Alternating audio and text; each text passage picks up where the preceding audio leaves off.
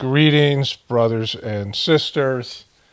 Seeing truthers on here defending state-sponsored violence, you're a fucking disappointment.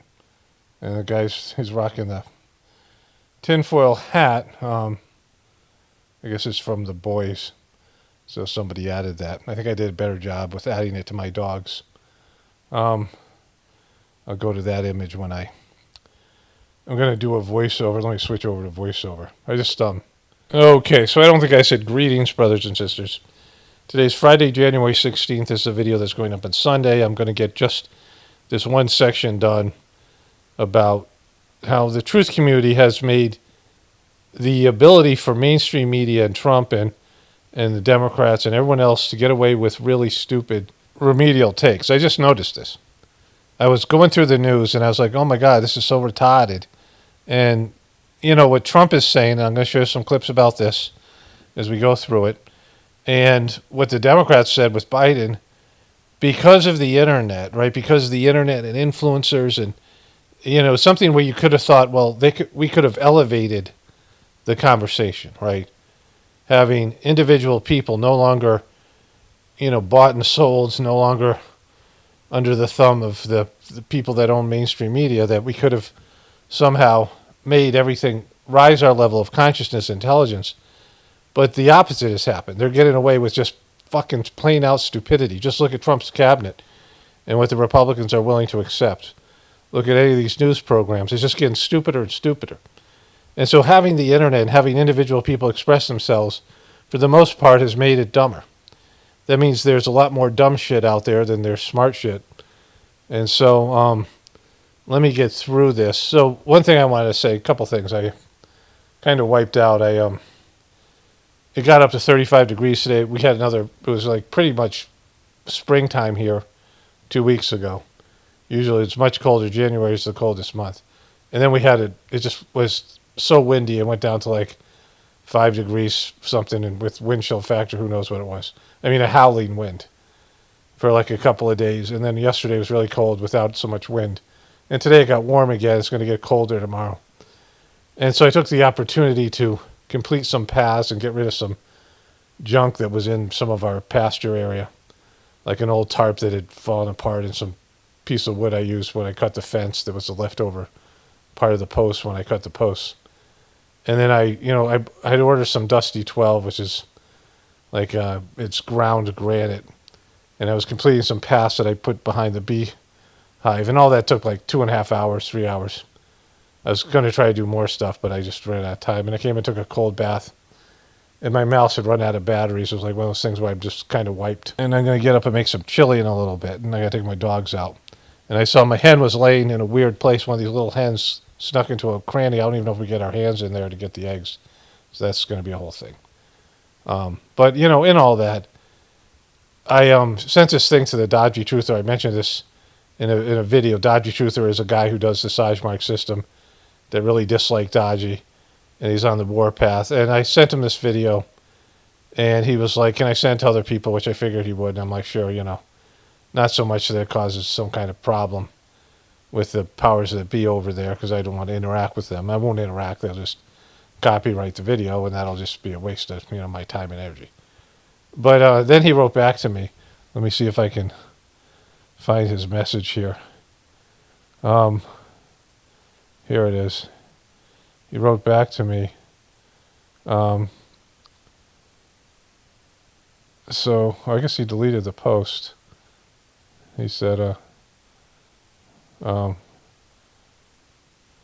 been wondering why you're swearing so much. Why so much swearing in your video? And I'd heard you speak this way earlier, hence wondering. And I didn't respond. But if I was going to respond, it was because it's not that I'm angrier or more frustrated. I'm just like, fuck it, right? And YouTube doesn't have a problem with it, which they did for a while. And so I was boop. Which I like doing that. That was a whole cool thing. When I booped myself, boop. And I put in these beeps and boops, boop.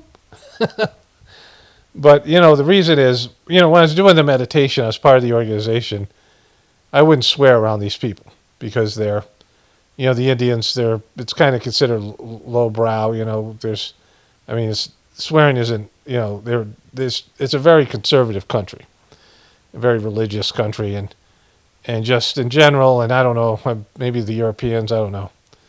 But I didn't swear. Like, you just wouldn't swear, and it was something that was, there's no do's and don'ts in Sajmarg, but it's definitely not a cool thing to do. And then when I made those videos, I swore a little bit in them, but YouTube would demonetize things, so I was on my better behavior. But now I'm just the whole thing is like fuck it. Like I'm just at fuck it. What difference does it make? Like what difference does anything make? And it seems like just swearing is appropriate at this point. I get once in a while some people who love my videos, but they're Christian. They grew up with their parents really hammering them about swearing, and they have a problem with it. But they don't really realize the whole everything about it. So, that it's just indoctrination. It's not like swearing's great. Like, it's fine if you don't swear. Probably better. Swearing is like more, it's like more negative energy in the swears. But sometimes it's just funny. But anyways, that happened. And so there was a person who commented. Let me find the comment here. Okay, so I don't know I can't find the comment I wanted to find, which sucks, but I can basically paraphrase it. The person wrote and said that they had recommended my channel to somebody named Kim Iverson, who I had not heard of. And he said that she was finally, that his comments were getting deleted when he tried to recommend my channel to, I don't know what was happening. But he said that this person was finally on board with the Trump fake assassination. So let's start there. All right, so I have to be honest with you. I have not entertained the question of whether or not Trump's assassination attempt was staged. Yeah, why was that? Why wouldn't you do that? Why, if you're going to be a truther, like a real truth, someone seeking the truth is just a made-up fucking term. But if you're like a truth seeker, there's people who, and I'm becoming more and more like this now that it's pretty much been decided. But there's people who are, the world is full of lies or whatever it is. Why are you going to make yourself miserable by seeking the truth, right? Like, just be happy, look at the bright side, make the most of your life. Like, I've gotten more and more like that as I've gotten older. There's people who are just broken and they're sheeple, they're NPCs. They just put their head down and they don't have the energy and the courage and they're just assed out. They have nothing. Their tanks are empty, so they can't do anything. And so they can just barely make it through a day. They don't have time and energy to seek the truth. And they don't want to make it harder on themselves. They don't want to get on the wrong side of the powers that be. There's all these different levels of people, right? But there's some people who feel like there's something wrong, and it just bothers them. They got to figure out what it is. And they have to, look through the looking glass. So sometimes it's being curious. Sometimes there's just something feels off and you can't tolerate it and you just got to know. Some people are like, they suspect their spouse is cheating and they're like, all right, I don't know. That's fine. I'm just going to pretend it's not happening. Right. Somebody's using drugs. Like my parents, like I told you, when I was in high school, I bought a bong and was smoking pot. I was like 15. And my mom found my bong and put it in a bean bag, like a fucking bean bag. I don't know how the world she found it, right? I don't know if she was searching. I think it had 2 fucking zippers on it, right? I don't know if she kicked it. She felt something hard in it. I don't know what her thing was. She found it and took it, but never talked to me about it. And a month later, she returned it. And I'd already bought a second bong, and which I didn't like as much, so I put the second bong in there because now I can't take it out because she might come back and change her mind and take it again. They never once talked to me about it. We went to therapy as a family, and it was mentioned that my pot smoking was part of the reason. My parents were scared I was going to, whatever. But, it was just doing what pretty much every kid in my high school was doing in some way or another. And so, you know, but they never talked to me about it. They never said, "Hey, you're smoking pot. What's that about?" Right? Like, I mean, that's how incompetent my parents are. Like, people just don't want to know, right? But there are people who want to get to the bottom of things, and especially now when it's so obvious that things are broken down, people are lying. But if you're going to be one of those people, you can't say, "I'm just going to look into what Biden's doing wrong." I don't want to look into what Trump's doing wrong. And so, let's go back to what you were saying here. All right, so I have to be honest with you. I have not entertained the question of whether or not Trump's assassination attempt was staged until now. Until now, why now? Why the fuck now? Because why? Because now you realize Trump's a piece of shit? It's too fucking late, right? Like, this is the kind of truther, and I don't think she's a truther. She's some right wing. I don't know who this is. But somebody pointed her out, said they mentioned my channel here. But, like, the one thing that's annoying about this is people who come late to the game, right? Because the time to say that Trump's assassination attempt was fake when people were looking into it, right? And it mattered. Whenever anyone would ask this question, and I've heard this since the beginning, it was staged. Of course, we heard a lot of Democrats talking about it from the beginning, saying, Yeah, they didn't. No Democrats were talking about this. "Oh, this was a false flag. This was staged. It was just meant." Democrats don't use that kind of language. What Democrats were saying, false flag. What are you talking about? Like, do you not know what Democrats would, if they said this is staged, then they would have to say the other things are staged, right? The Democrats' position is, even though they're the ones who have been into alternative health, that because the right wing was starting to be against the vax, they went the other way, right? And so the Democrats are against conspiracies, unless they're about Trump, but not something like this, right? And so they weren't saying it was fake. I didn't hear any Democrats. I didn't hear anybody saying it. To make him win, because of course this did rally up support. This definitely moved a lot of independents onto his side. People that otherwise maybe would have stayed home and not voted at all, or Okay, this, I just, her voice is kind of bumming me out. Well, one more minute. they were still debating if they were going to vote Democrat or Republican or third party. Many of them, I think, did switch their vote to Donald Trump after this iconic photo and iconic moment in American history. It was fake as fuck. Like, look at it. Like, look at this WWE.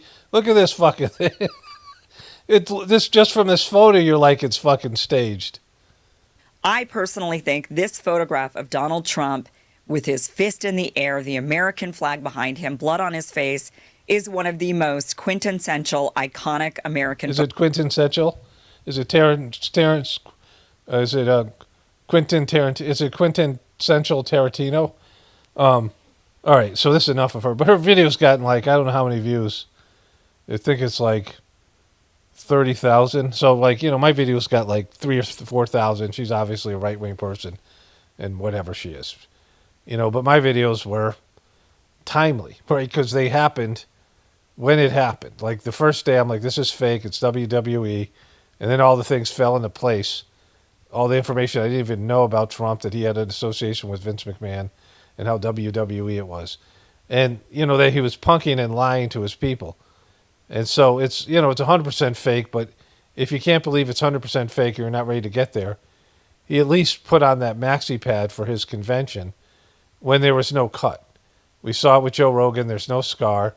His doctor said it was less than 2 centimeters, the cut, and didn't need stitches. And the reason he said less than 2 centimeters because no cut, it falls into that category. If you don't get cut at all, it's less than 2 centimeters, right? You got a cut, yeah, it's less than 1 millimeter. So no cut at all, yeah, that's right, no cut at all. And so, but you could say less than 5 centimeters, and still that would apply, because Donald Trump wasn't cut. It was fake blood. It was fake fuck. His blood was already dried. He did all that shit, and it was fake as fuck, right?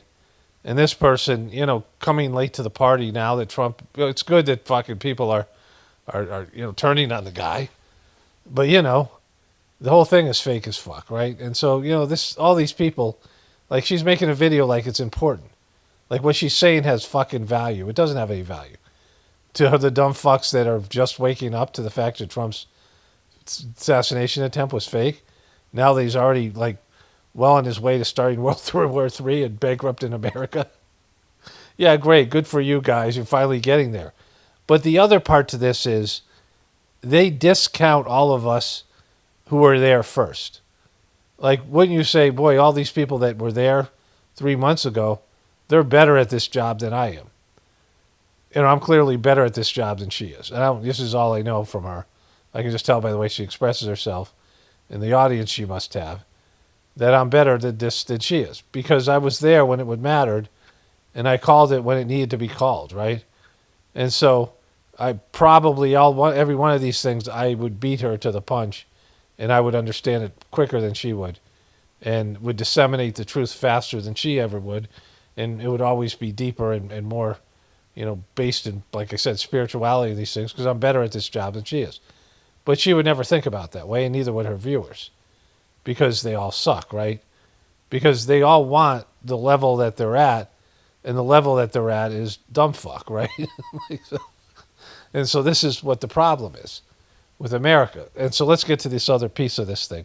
Okay, so I watched a little bit more of it. This is everything that's wrong. Now, I don't know if this person thinks of themselves as a truther. Like, I don't know well, let's just listen for yourself.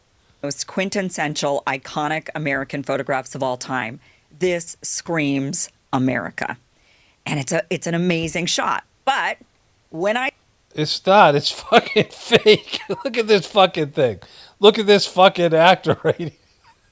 Who's this? What's this bitch doing? What are these guys? Look at this thing. Like this is like the Iwo Jima or the these iconic photos of them putting up the American flag. Like this was part of the thing. They were gonna get that he was supposed to stop there. This is fucking stage. Like this isn't like some action photo. And there's a bunch of them there. The blood's dry in his face already because it's fucking ketchup. Like holy shit! I mean, yeah, okay, for people who have double-digit IQs, this is an amazing photo. I say this, people always are quick to point out, but Kim, this whole thing was staged. And I'm even hearing this from Trump supporters. That is what's the most shocking. It isn't just coming from the radical loony left that hate Donald Trump or Republican. Why would they be the radical loony left when he faked this fucking thing, right? Like, you discredit yourself when you make fun of people who were right, like who were there. Just because it's easier for them, because on the left, it was still something that everyone should be seeking the truth, right? If he's doing this, this is a Trump on MAGA crime. This is Trump creating a crime on the MAGA. He wasn't doing this for the lefties. He was doing this for the MAGA people. He's deceiving his people. He's deceiving you, right? He's lying to you. He's fucking you guys over. He's playing you. He's grifting you, right? With Trump derangement syndrome, it's coming from people on both sides of the aisle saying, yeah, this is a cool photograph. There's no doubt, but it isn't real. It's staged. And I didn't really entertain this thought, mainly. Why? Because I thought, how could you possibly stage? Who is dumb enough to stage an assassination attempt where a bullet grazes your ear? Who is that insane? If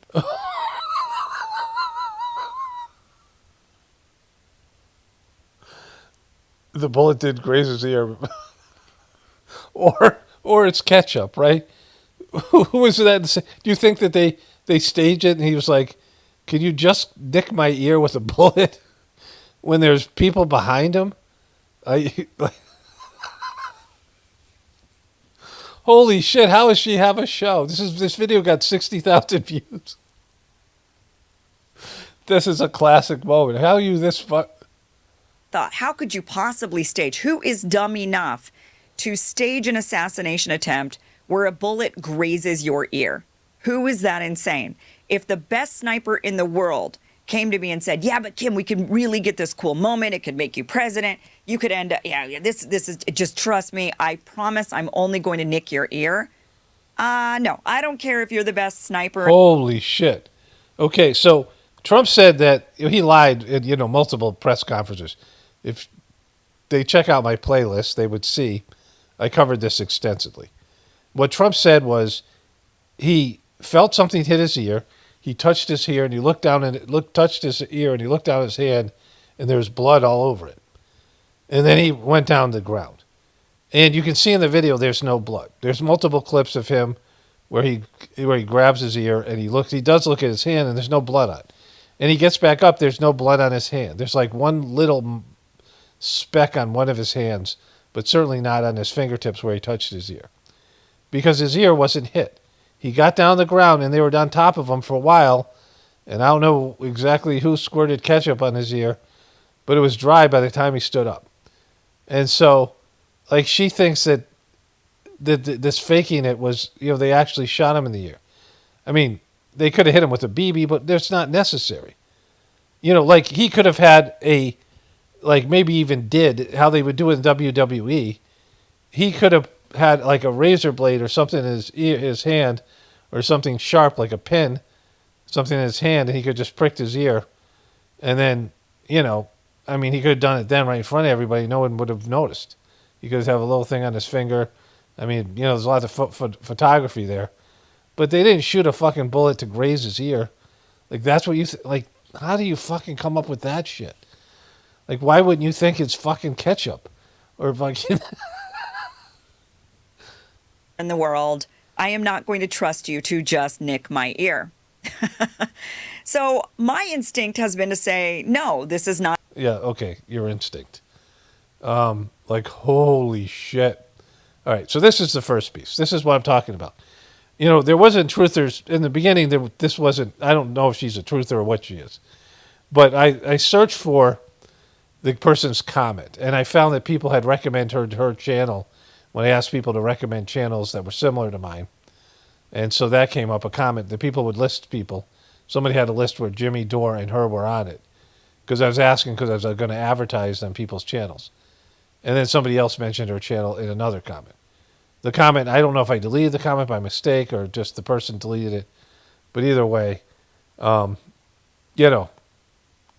this is Exhibit 1.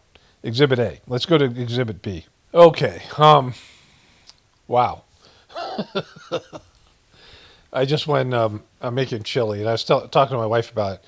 I don't think I've ever had chili I didn't like. I've had a few places I'm like, well, it's not that great, but I mean, even Wendy's chili, and I don't know if I could eat it now. But I make what I consider a great chili, and then I make organic cornbread. And that's our meal, which I'm looking forward to. So going back to what we just saw, like, holy shit. And I don't want to like make fun of people who are like, mentally challenged. This is, I mean, I don't know what this woman's about, what her channel is and all these things. But the fact that she can't conceive, like she's going out in public and making a statement about Trump's assassination attempt being fake. And her sticking point has been she can't conceive of any other explanation than his ear getting grazed by the bullet. Like, that's the first thing that goes, right? So, I've talked about this before. Real victims are complicated. I made a video about this a long, long time ago. It was banned by YouTube. About why, when there's some sort of false flag staged event, kind of a thing. And then, I just said this with Erica Kirk and Charlie, that you have to, like, they have these people, like pod people, and I have no proof of this. This is just my idea. And a lot of you guys probably think something similar to this. They have people that are just their people, right? The people that make these operations. They have people who are bought and sold. They can, kill these people. They're MK Ultra. I mean, they're slaves. And they can roll these people out. And, maybe some of them are actors and, playing a part. But for the most part, they have to be either extremely expendable. They're loose ends that need to be tied up. Or whatever they are. They have to be somebody that isn't going to turn on them, right? Like I said about Erica Kirk.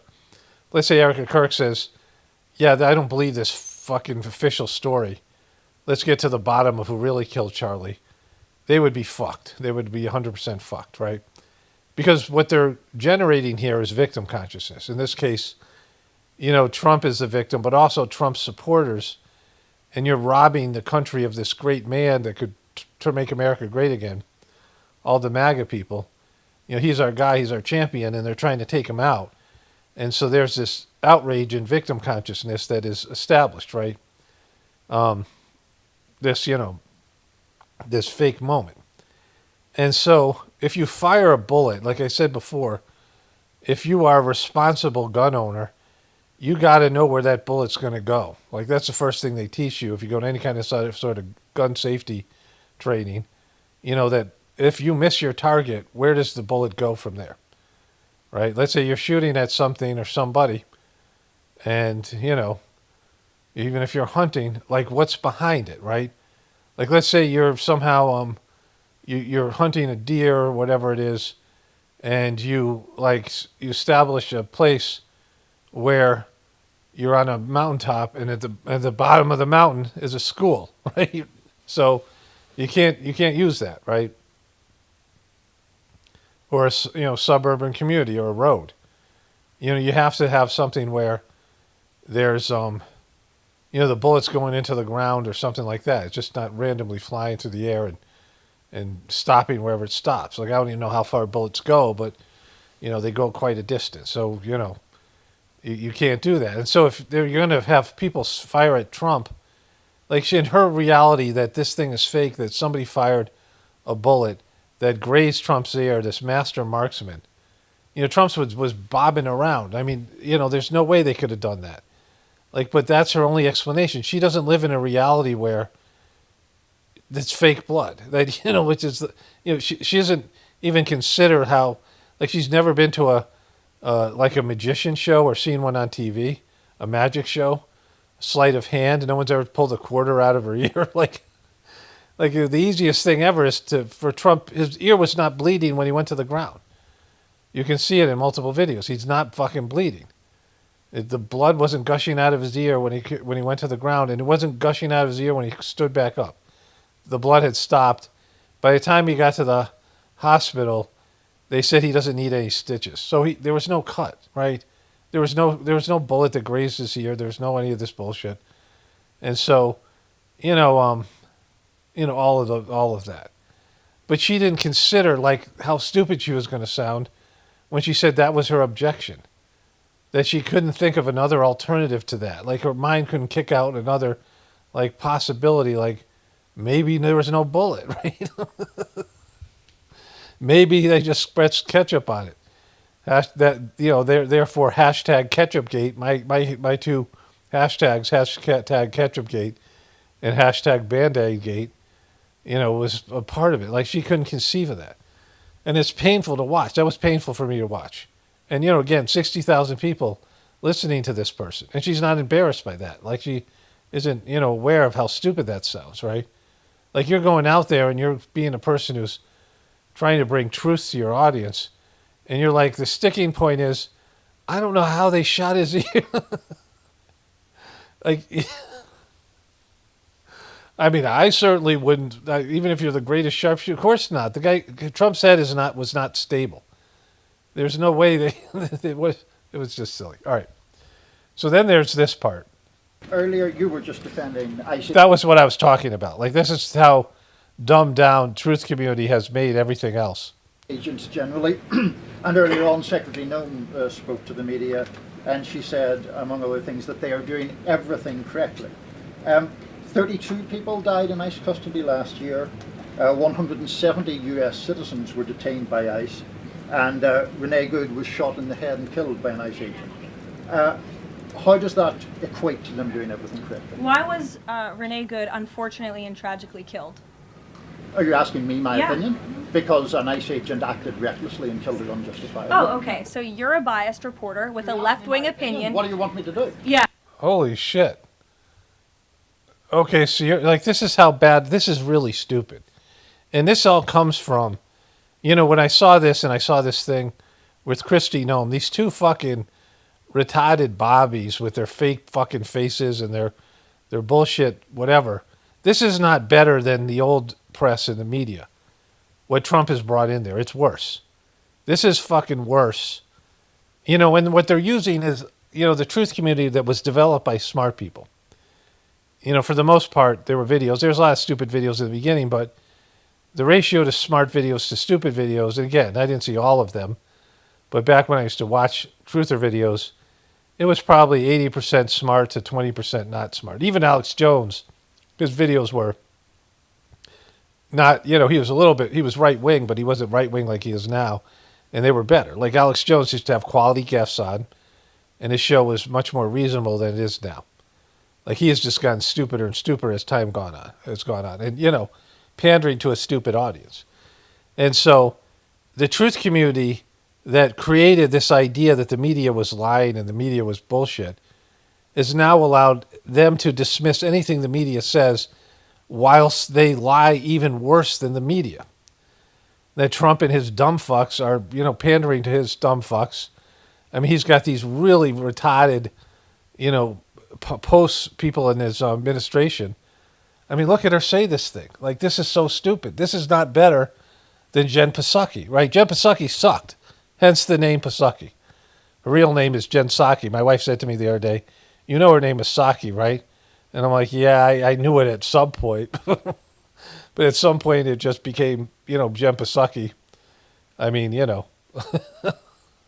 like I knew it, and then, and I've said it so much. Just like now, if I type in Instagram, if I want to pull up an Instagram tab, I'll type in Instagle. Like all these things, right? I say it so much. TPUS gay, I would say that. I don't even remember what it really is at some point. And so, but Jen Psaki was horrible and better than and she had a senile president that she was lying about. But these guys are even worse. And you see it's getting dumber and dumber. And the truth community and the internet where people are like, yeah, the media's fucked. But this is not better. She's not better. Trump isn't better. They're lying and now getting away with it even more because they've discredited the media. And Fox News has gotten worse too. And so it's all fucking stupider now. Like it's degraded. Instead of making, having people express their opinions online, instead of elevating the consciousness, it's retarded it, right? It's brought it back down. It's blocking the ascension of the consciousness. I got some comments I want to get to too in a bit. Are you asking me my Yeah. opinion? Because an ICE agent acted recklessly and killed it unjustifiably. Oh, okay. So you're a biased reporter with a left-wing opinion. What do you want me to do? Yeah, because you're a left-wing hack. You're not a reporter. You're posing in this room as a journalist, and it's so clear by the premise of your question. And you and the people in the media who have such Okay, so I'm none of those things. I was a truther long before like fucking. She's 28. I've been doing truther stuff since for 30 years basically, and even when I was a little kid, I had truthers things, right? So, but in terms of the truth community, at least in 2007. So how many years ago is that? So that's 2000. Is that 12 years? And so she was 16 when I started doing this. And like she's using stuff from the truth community to discredit this guy. But I'm not that. I'm not a left-wing hack. I'm not a left-wing person at all. I'm not a left or right. I don't vote. I don't, you guys all know what I am, right? And you guys too as well. And there's plenty of people who are on the right, who are former Trump voters, who see that this guy is a piece of shit who just shot some woman in the face. And, regardless of what of a piece of shit she was, because she was also a piece of shit protester. You can't just shoot liberals in the face because you don't like them or they're annoying. And he was not acting in self-defense. That is, and the law is not with him. I read the law, I read the law to you guys about 5 videos ago, whatever it was. It's, the law checks out. It's part of it. You cannot shoot somebody unless the person has a deadly weapon, not including the car, even if they're trying to run you over, you're supposed to get out of the way. And so he wasn't supposed to do that. That's illegal what he did.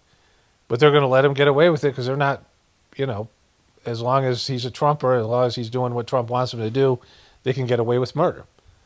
And like Trump said, he could shoot somebody at Fifth Avenue, shoot him in the face, and he wouldn't lose supporters. Of course, that's not the case anymore after he's blocked Jeffrey Epstein files from being released. And he's losing people. Even that dope I showed you is now considering that Trump might have faked the assassination attempt. Now she's willing to think that, although she just can't get around the whole fucking bullet grazing. But this is how dumb everything's gotten, right? This is not better than it was before. And she's saying things that are not true because we can all see what happened. The guy was never threatened by the car. The car was going 5 miles an hour. You know, if he got dragged by a car, it's because he punched through a window and was trying to grab a guy who had access to the accelerator. You know, so he said, next time I'm shooting that motherfucker in the face, and he did it, right? And he's going to get away with it. They're not even investigating it. And so it's blatant fucking, and it's everything, the whole martial law and everything they're doing. But as long as you can dismiss everyone as fake news that asks you real questions, and you just put everybody in a box, because it's just not liberals that are saying this is bullshit. And any real truther, old school truther, would say that Trump is perpetuating martial law. And I'm going to show you some stuff on Israel before I get to the comments. But this is just, this is so bad. Biases, but fake, like you're a journalist, you shouldn't even be sitting in that seat. But you're pretending like you're a journalist, but you're a left-wing activist. And the question that you just raised and your answer proves your bias. You should be reporting on the facts. You should be reporting on the cases. Do you have the numbers of how many American citizens were killed at the hands of illegal aliens who ICE is trying to remove from this country? I bet you don't. I bet you didn't even read up on those stories. I bet you never even read about Laken Riley or Jocelyn Nungray or all of the innocent Americans who were killed at the hands of illegal aliens in this country. What about all the illegal aliens that, bought fucking, and were eating cats, remember, or dogs? That was Trump lied. Whatever happened to that when he lied about that? You know, it's so bad. It's so stupid. She's so fucking stupid. And there's people that will buy into her bullshit because there's, I was thinking about this when I was working outside. If 50% of the people are below or 100 IQ or below, and IQ, again, not a good barometer, but you know what I'm talking about. And 71% of the people are white. That means that there are, I think, approximately 100 million, 120 million might be, something like that. That people who are white and below the 100 IQ. So there's more dumb white people than anybody else, right? So if white people make up 70% of the country, I don't know what that is. It's something like 240 million. And so, that's close to 300 million white people. And half of those people, like over 100,000 of them, almost 1/3, a little bit more than 1/3 of the population, or a little bit, less than 1/3 of the population, maybe it's 1/3, are dumb white people, right? And that's who they're appealing to. This is who they're going after. Again, some demographics test better in IQ tests and some of these things, but, there's a lot of dumb white people out there. Just like there's a lot of dumb, half the people of every demographic, more or less, are, and they're dumb is maybe not good. They're just not smart, right? They're, in terms of their abilities, they're, very remedial. And we see that. We see people every day. You're like, oh, look at these dumb motherfuckers, right? And if you don't say that, there's a great joke from Chris Porter, and he was talking about, he's a comedian. It's something like Angry in America. And he's got a great comedy, it's one of my favorite comedy, whatever the special things. And he was talking about these guys who went camping somewhere near Iran, and they wandered into the Iranian mountains. And he started talking about fucktards, and he said, fucktards, every family has one. And if you don't know who it is, it's you, right? And, this is the fucktard party. And, they're pandering to people with the idea that these remedial conspiracies and truther narratives that they have stolen from, smart people, just like the way they stole Jesus' teachings and put it in a bullshit Bible, which I'll get into, and dumbed it down for the dumb fucks, right? Jesus had spiritual teachings. The kingdom of heaven was within, and sophisticated teachings that were either erased, the idea he believed in reincarnation, as did everyone else, because that's a true thing. That's what happens to the soul. And they didn't want you to think those things. So they erased all the good things, and they left you with this kind of dumb fuck stuff, right? And this is what Trump has done. They've stripped the truth community of intelligence, and they're pandering to those people who, are angry at the government and angry at everybody, everything else, but don't have the capacity to see beyond the left-right paradigm and these other things. And the brave men and women of ICE are doing everything in their power to remove those heinous individuals and make our communities safer. And shame on people like you in the media who have a crooked view and have a biased view and pretend like you're a real honest journalist. Boom. Shame on you. Shame, shame. Everyone knows your name. Like, get some more plastic surgery, bitch, because it's a long trip to hell for you. So this is Barbie number 2, fake Christian Barbie number 2. You know, Erica Kirk, like, stole the crown from, they used to call her fake Barbie, fake Christian Barbie, truther, whatever it was. But I haven't even covered how bad she is, the woman that I was just talking about. I forgot her name already.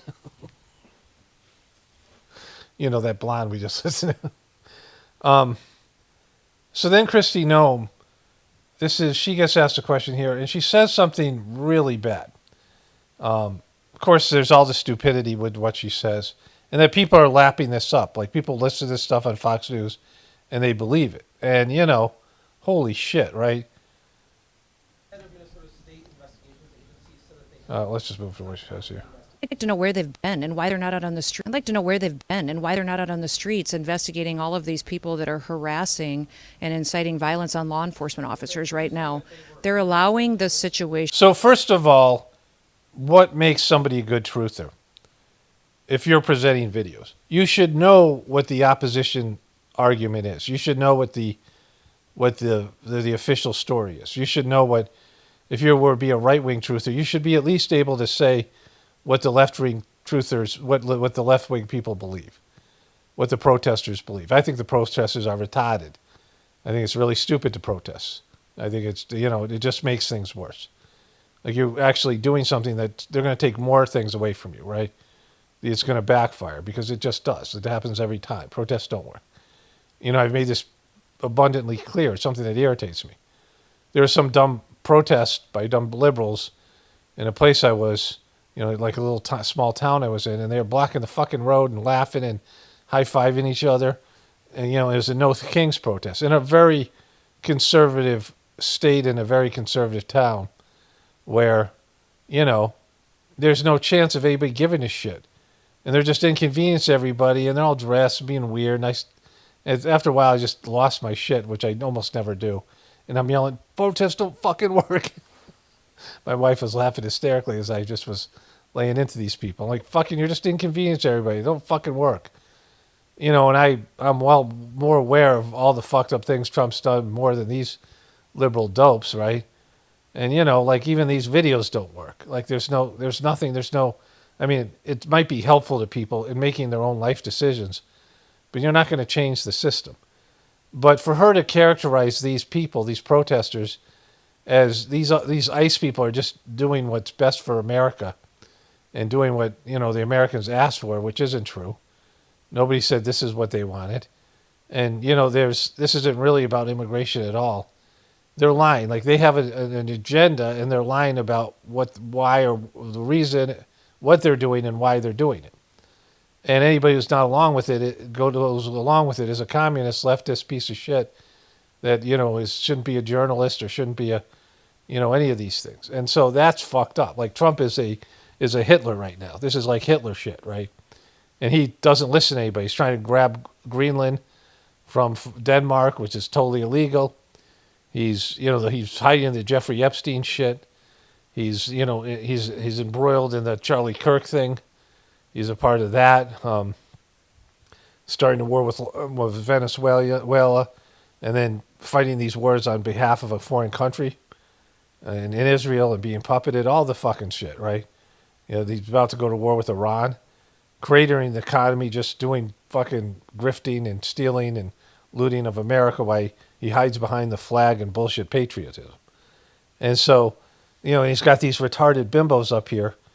To be volatile. They're not doing their work. They haven't for years, and maybe they should get to work a little bit on the unprecedented fraud that we've seen in Minnesota and in Minneapolis by people that stole from American citizens. Somebody asked me why I'm not covering that, and I'm going to get to that in the comments. But, this is, again, all deflecting away from what a grifter. Trump is the worst grifter. You know who is good? Hunter Biden. Trump and his fucking bullshit kids, his shitty little fucking whatever demon kids, are way better at grifting than Hunter and Joe Biden. Like stealing from America. Like, I mean, he's got a $1 billion private jet he's going to get out of the presidency. He's going to walk away. People are like, he's not receiving a salary. Yeah, he's going to get $1 billion high-tech ex-president's ex-Air Force One jet that he's laundering through his public library. Like, that's how fucked Trump is. That's what a grifter he is. And diverted funds away from vulnerable people and programs and services that they needed and put it into their own pockets. Minnesota is a train wreck. It is corrupt, and it was under the leadership of Governor Walz and this mayor that they allowed it to happen, and they let criminals and illegals and people abuse programs and steal the money, and now they're allowing violence to go forward on the streets as well. They have not been cut out. Okay, so this is the part. I mean, all that shit's bullshit. They don't have any jurisdiction in this investigation. They don't have any jurisdiction. Now, in the Charlie Kirk investigation, the FBI has stepped back, and they're allowing the state to investigate this Charlie Kirk assassination, right? Utah. They're handling it there. But this thing, that was, very similar type of situation.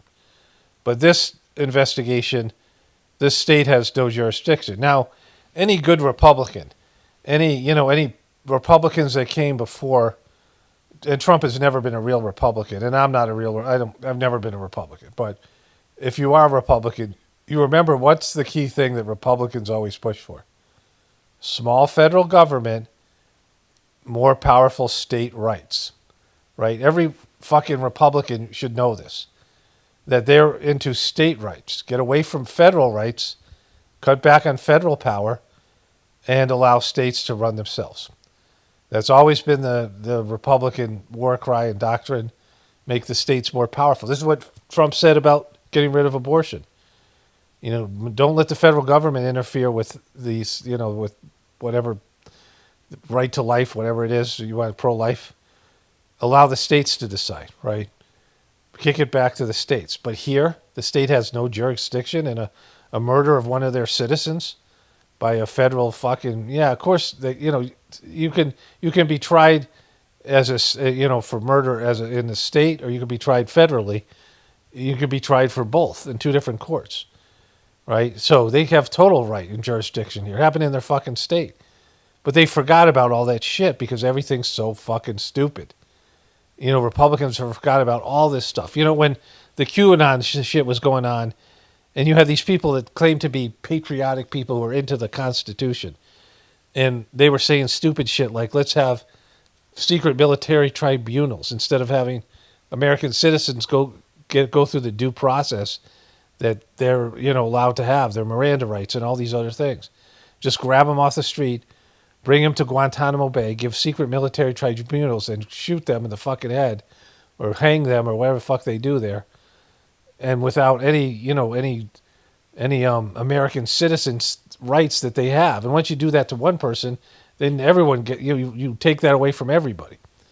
But people are so retarded and they're so desperate, and they just don't fucking get it. And they've been dumbed down by the truth community being dumbed down, and now that is that's here. Like this, look at this fucking bimbo, right?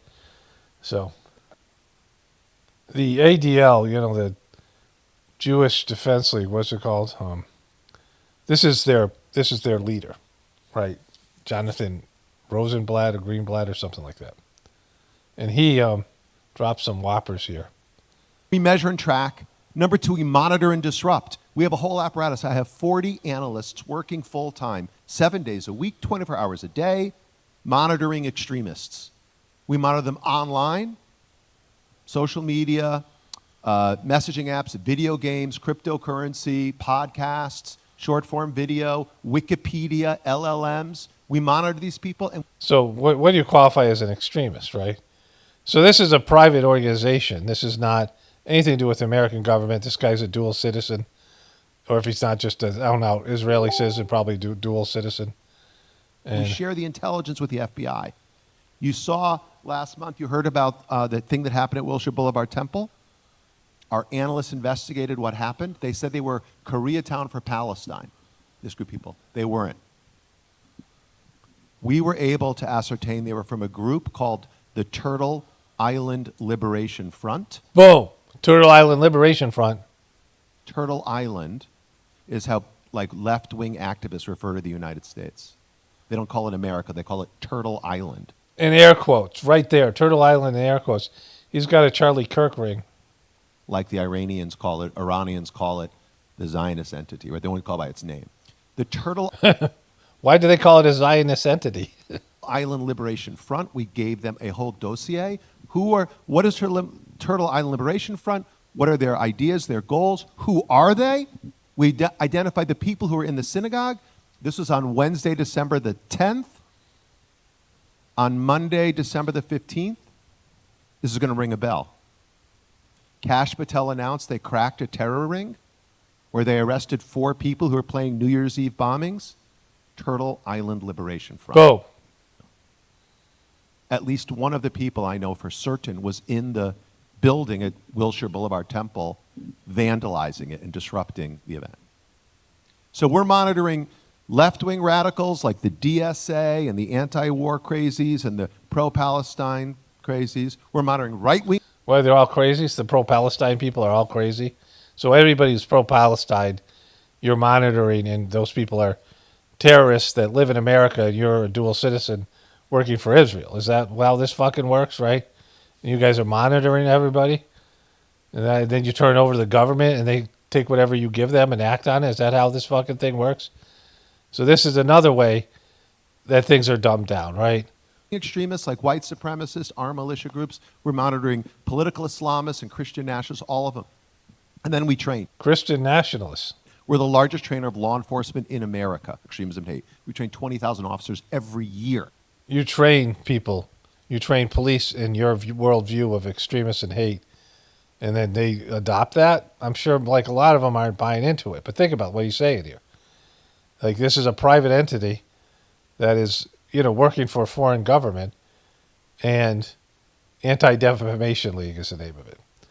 And it's about, they claim to be about all prejudice, but they're really just about prejudice against Zionists and Jewish people. And, this is fucked. And then they have the ear and the balls of the police and the government to act on whatever things that they tell the government to do. Here he is again.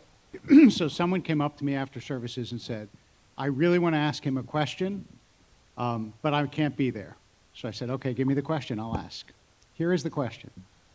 The question is, it used to be when Nazis were marching that Jews would show up with clubs and get into fights. He says, now I know we can't do that anymore, but has the ADL ever considered hiring people to countermarch, especially people of different ethnicities, so that because social media and publicity are so important, people won't see marches unopposed? So I have now asked. So I think it's an interesting question. Pretty interesting. I think that we have to do, like to quote Wayne Gretzky. And everyone wants to hear a good quote from Wayne Gretzky. Is not go where the puck is, but where it's going. Boom. And this has been a big lesson really since 10-7 in part. So I can tell you, we have taken resources and redistributed it really towards the LLMs, towards generative AI. Folks, I got to tell you, how many of you used ChatGPT in the last week? Raise your hand. Folks, I'm going to come back here in a year and you all need to raise your hand. ChatGPT is ground truth. Boom. Yeah, so what they're doing is saying they're changing the gaming ChatGPT to be, agree with all their bullshit. They're programming it, right? The guy who runs it is Jewish, and this is, so. For the vast hundreds of millions of people. It has over 1 billion users. It's been around for like 2.5 years. So, like marching in the streets is one thing we could do. But who gives a shit about that? Because that doesn't do anything. Nobody gives a shit about Nazi protests. But we can really indoctrinate every kid, every person using these systems by gaming the answers to tell the ChatGPT to just repeat what we're saying. What I would rather do and where I'm investing is building the technology to train the LLMs more effectively and working with OpenAI, with Alphabet, with Anthropic, with Meta, with Microsoft. We are working with them now to train the LLMs. Heck, we're in conversations with Alibaba to train their LLM because the Chinese AI models are profound and potent and they're much more cost effective and they're spreading. So marching in the streets is certainly one thing we could do, and I get why that matters. But that's not going to do shit. But what I need to do is go where the puck is going. So we are investing in I wish you would go where the puck is going, bro. Wikipedia. All right, so you get the idea, right?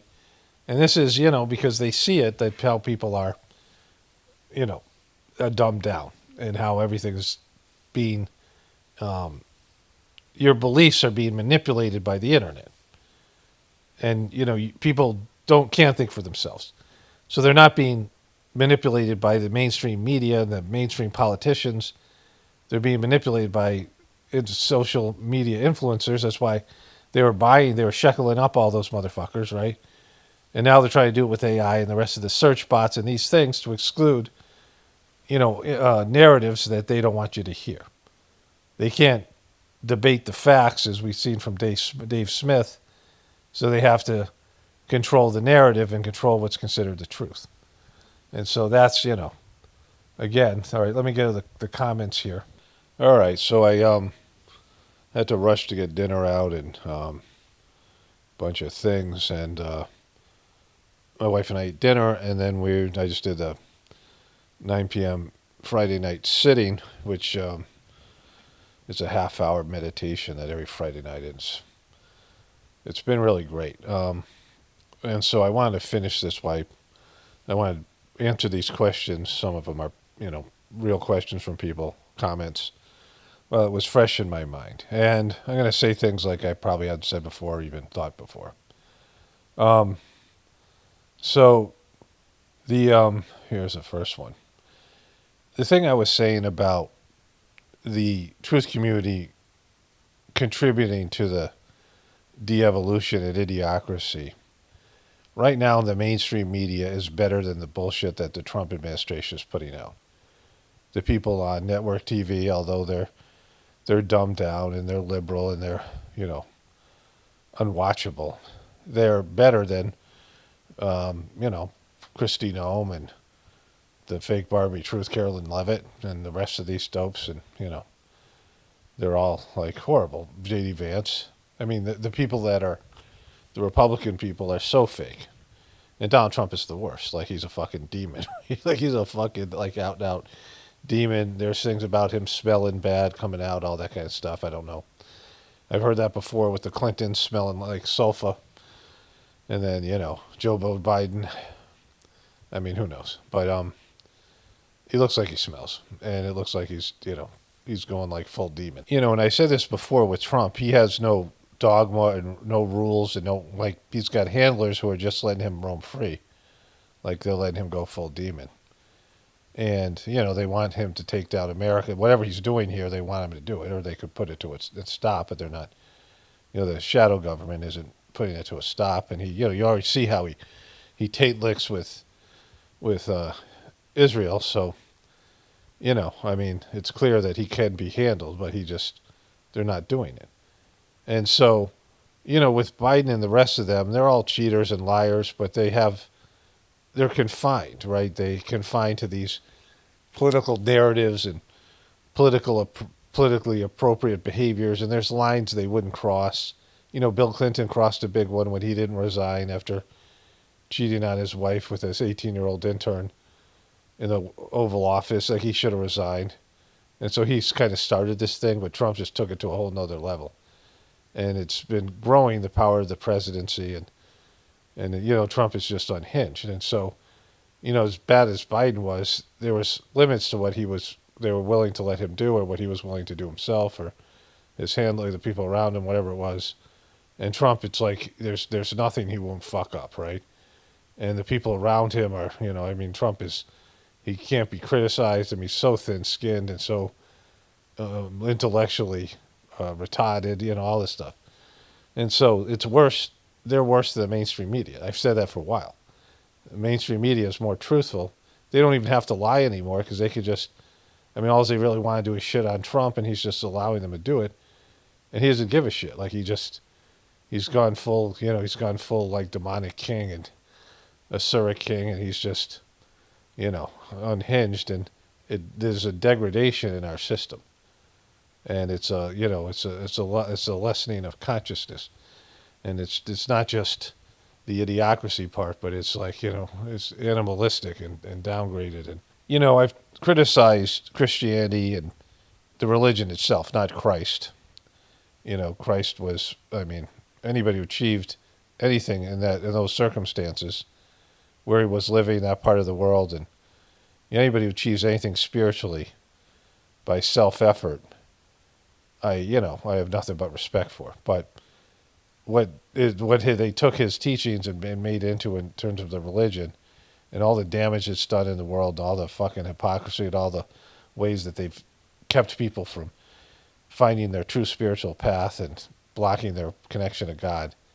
And as bad as that is, and as bad as the Bible is, I'm going to get into that in a bit because some dumb fuck left a comment for me. As bad as that is, it's just like what I said about a bad dictator and a bad government. As bad as they are, when you strip them away, things get way worse. And when you strip people's religious beliefs away, and most people in America really, and certainly in Europe, they might call themselves a Christian, or they might say they're a little bit spiritual and dabble in some New Age bullshit, but they don't really have a fundamental spiritual practice or a religious commitment. And you see the degradation because of that. And not because Christianity is great, because it sucks, but it's better than just being an atheist and running around and not having any concept of anything higher or God or your soul. And so you see all of this stuff happening now, where, some good things came in. The internet could have been a good thing. And moving away from corrupted, organized religion could have been a good thing. And all these various movements, the hippie movement or the truth movement or any of these different movements that were, that could have brought about a positive change, it didn't happen. Master Chargy came to America some years, like probably early 2000s, late 1997 or 8 or 6 or whatever. And he was talking about how, America could have been it could have taken all the best from all the cultures. Like you think about all the ways all the different kinds of food. There's like shawarma, like you can get shawarma, you can get, Indonesian food and Indian food and Chinese food and German food and, French food and Japanese food and, all these various, like all kinds of different, we can't even list them all, right? Pretty much every country in the world, you go to a big city, you can get some kind of food or some variation of food in that country. And all the different things that people brought from their homelands. Like it's, America is a true melting pot. You see more ethnicities here. You go to most countries, there's, one type of people, right? There's one race of people and, various different orientations of the variations of that race, culturally. But the people all look the same, right? Where you pretty much have every type of person here in America. Every type of race is represented, people from all over the world. And they all had great things to offer. Every one of those groups of people had something in their culture that other people could benefit from. And Master Chargy said, you could have taken the best, but you've taken the worst. And that's like a sad state of affairs. Like, organized crime, you think about all the different mobs. People think about Sicilians, I'm part Sicilian, but my dad was a guidance counselor, but the Sicilians and the mob and, the mafia. But like, what about the Ukrainian mob or the Russian mob or the, these various, there's criminals from every country that seem to just thrive here in America.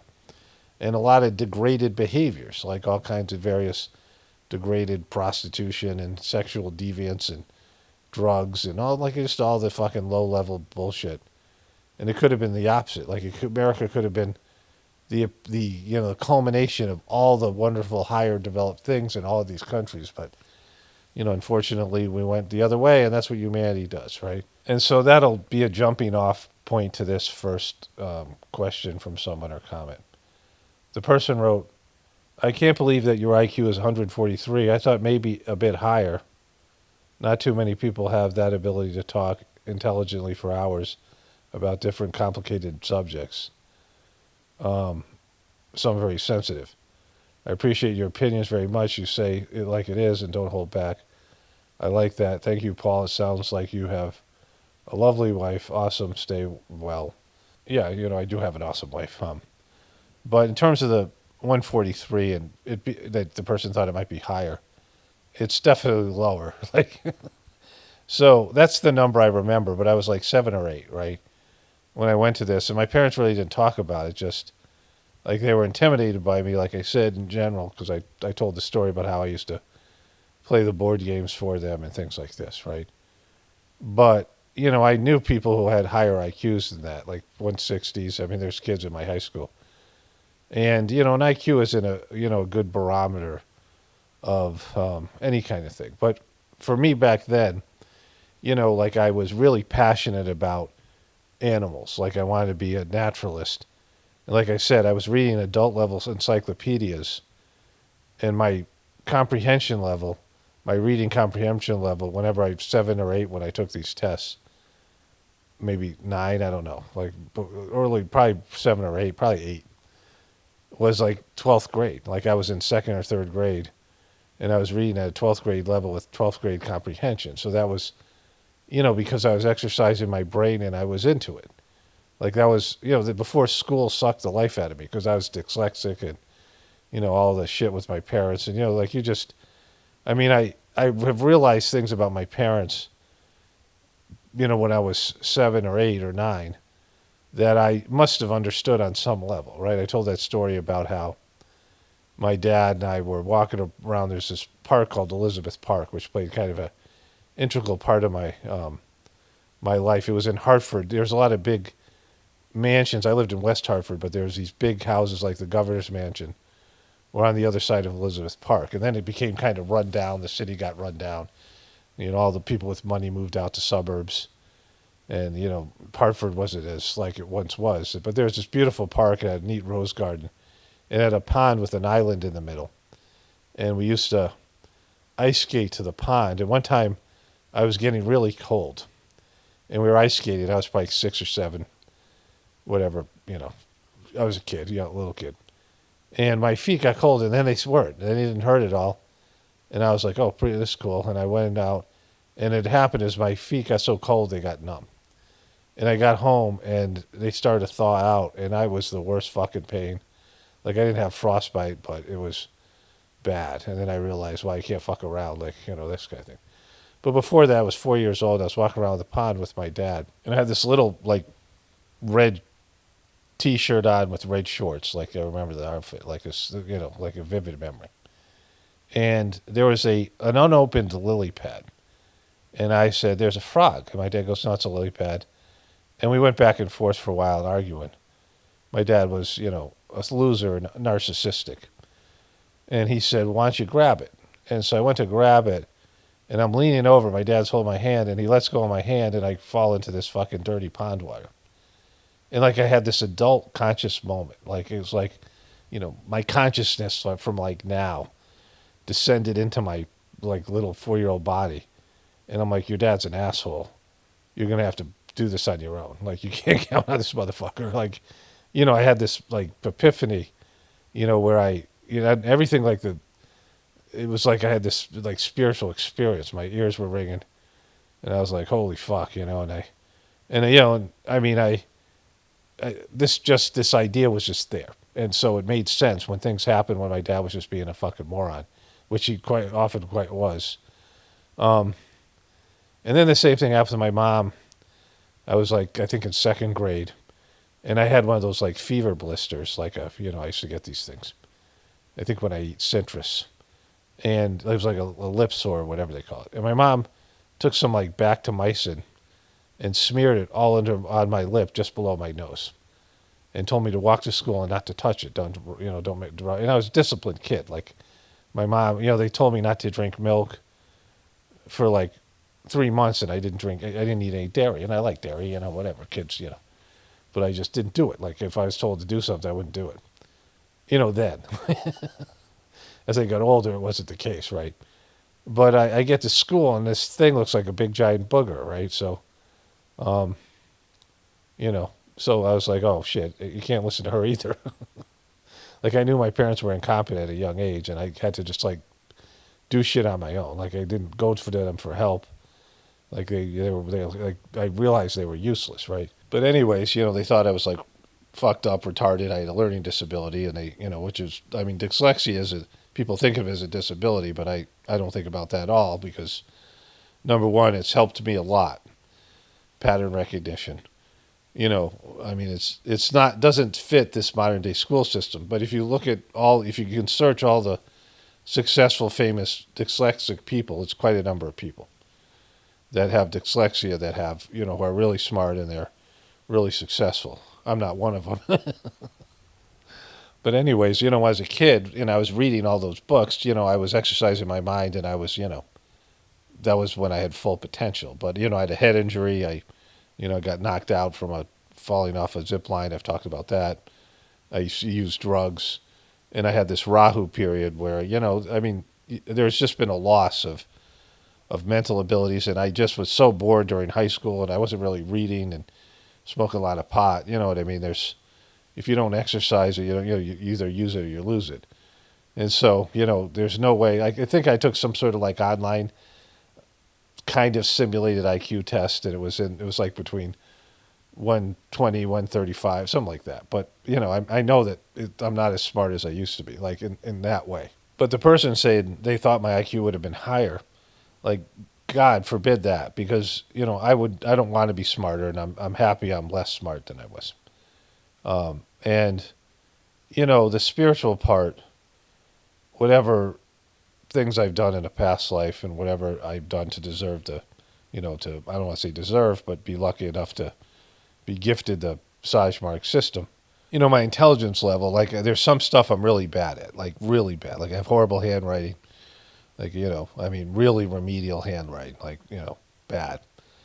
And, I can do some math. Like I was good at some of the math. I was really good at geometry. And, I couldn't understand trigonometry at all. I was smoking pot then, so that might have had something to do with it. But, I wasn't a mathematical genius. There's many kids in my school that were better at math than me. Whatever, higher intelligence I have, whatever upper echelon intelligence I have, it's still, remedial compared to lots of different people. Even, when I was at my best. And I was a really good athlete. My family are good athletes. And, I could dunk a basketball. I was, fast and quick, and, I could jump high, and I had good hand-eye coordination. I was, natural athlete. But there's lots of people more athletic than me, right? And so, it's some of the things that I have abilities in. I'm in the upper 20%. I'm in the upper 10%, whatever, 5%. It's the comprehension and being able to understand things, which, you can see here in these videos, and the spiritual stuff, which, has been a real gift for me, but it's like also a curse, right? It's, whatever it is, like there's a period of my time, a period of my life, where I really wanted to make the world a better place. I do it now because it's, whatever. I dabble in it because, it's part of the minimum goal of the Sajmark system. But that's why I went into counseling. I wanted to help people. I wanted to make the world a better place. I wanted to be a naturalist. I wanted to, help animals environmentally or whatever it might have been. Like I had a real, compulsion to be a good person and do good things. And that's effectively been beaten out of me by, it's hopeless, right? Humanity is close to being hopeless, right? Not that there aren't a lot of good people. There's plenty of good people. There's plenty of people who have good tendencies. There's plenty of people are, and I don't know, it used to be more, maybe like it's been degraded. I don't know what the percentage is, but they don't want to move upward. That's the problem. Good people that are happy are content to be where they are. They don't, They don't feel a need to go upwards, to have some sort of, to push past their contentment, right? There's that song "Heart of the Matter" by Don Henley, and he said, "Make us throw off our contentment and beg for something more." That's one of the problems with spirituality. There's these points where you're on your spiritual journey that are so blissful. Some of these things I've experienced, limited amount of some of them, that you just don't want to move any farther.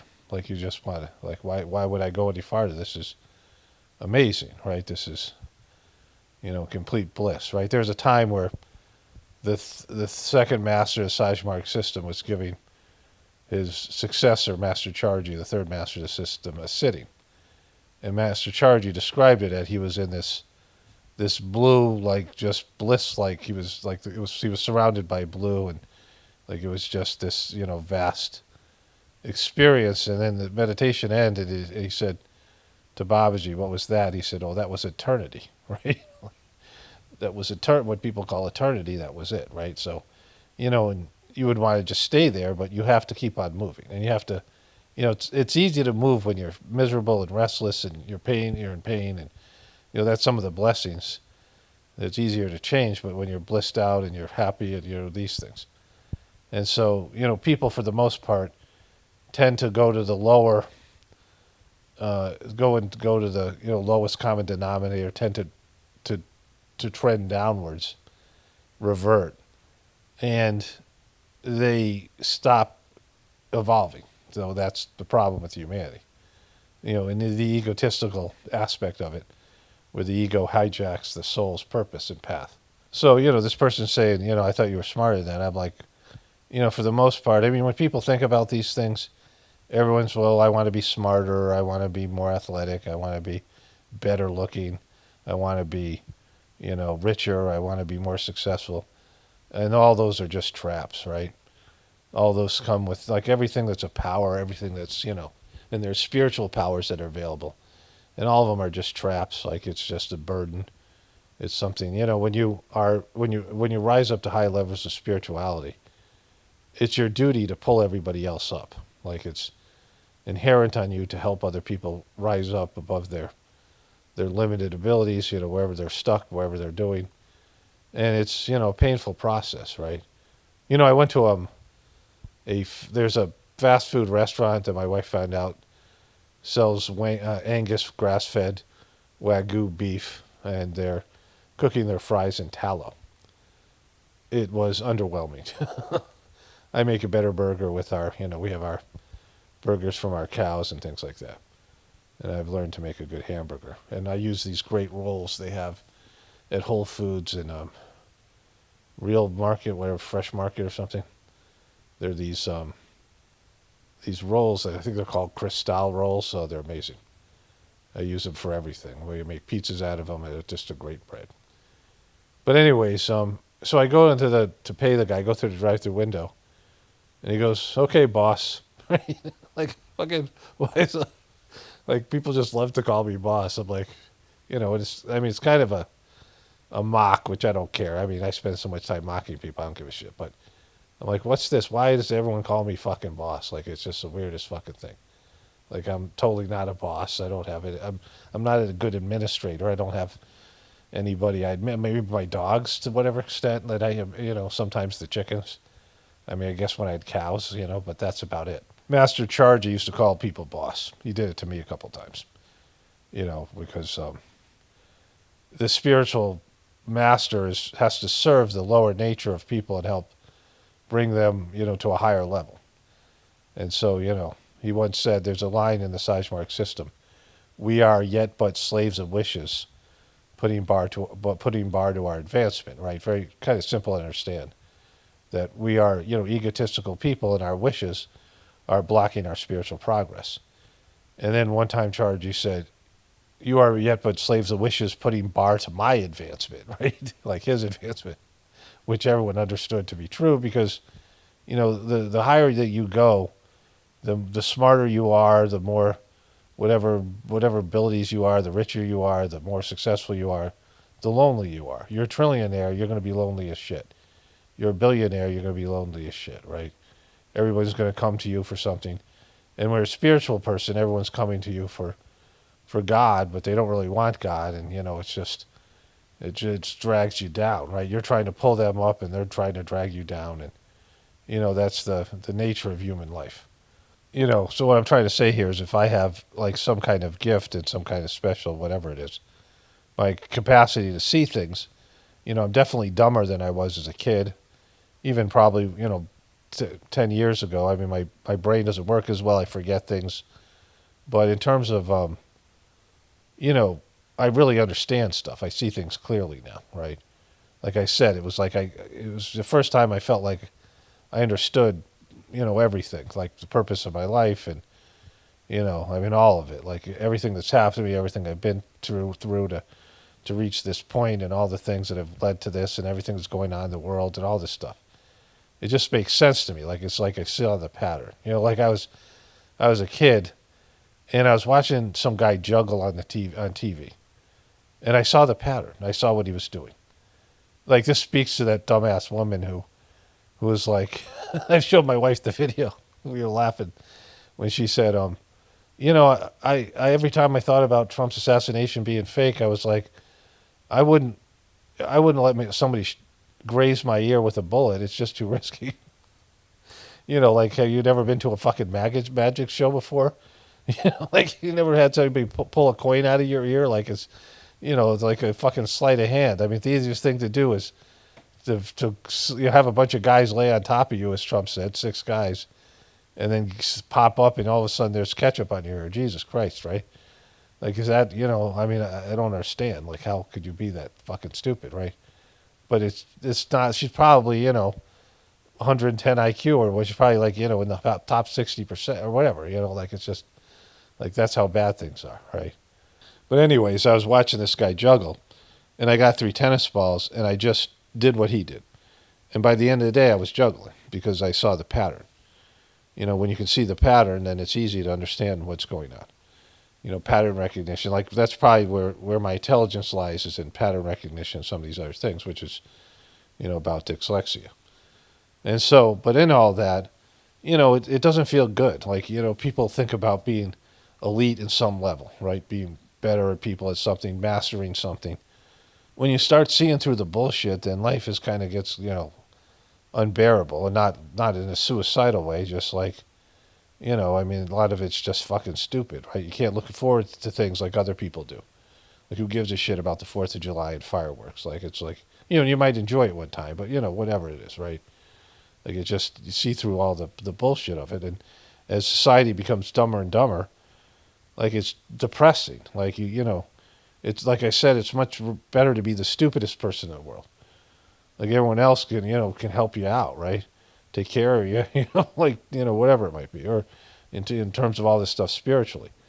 Master Chargy, like, being around the guy, like, I couldn't comprehend him. Like, I couldn't understand him. Like, he was beyond me. Like, he was, it was like a different species. He was on such a different level, right? I play some of his talks. I can remember what it was like to be around him.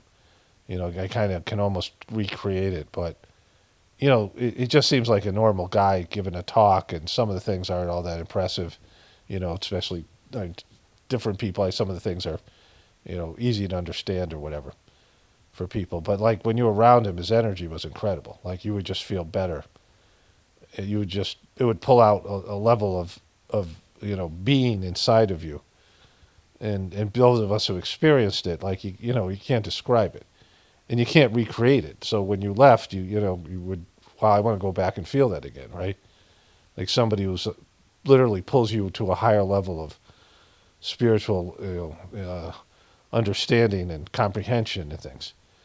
And, it was amazing. And not having that person in the world anymore and having a piece of shit like Dodgy, it sucks. Like, that part sucks. Like, it's, and there are people around all the time, higher developed souls, wonderful people, sweet people, kind people, people working for God constantly. And, like, that whole organization is shit to bed because of it, right? And those people are scrambling because they don't know what to do. They don't have a guiding light or principle, because Dodgy was supposed to be that, and he fucked it up, right? And so, those are the people who were around Jesus. Jesus was,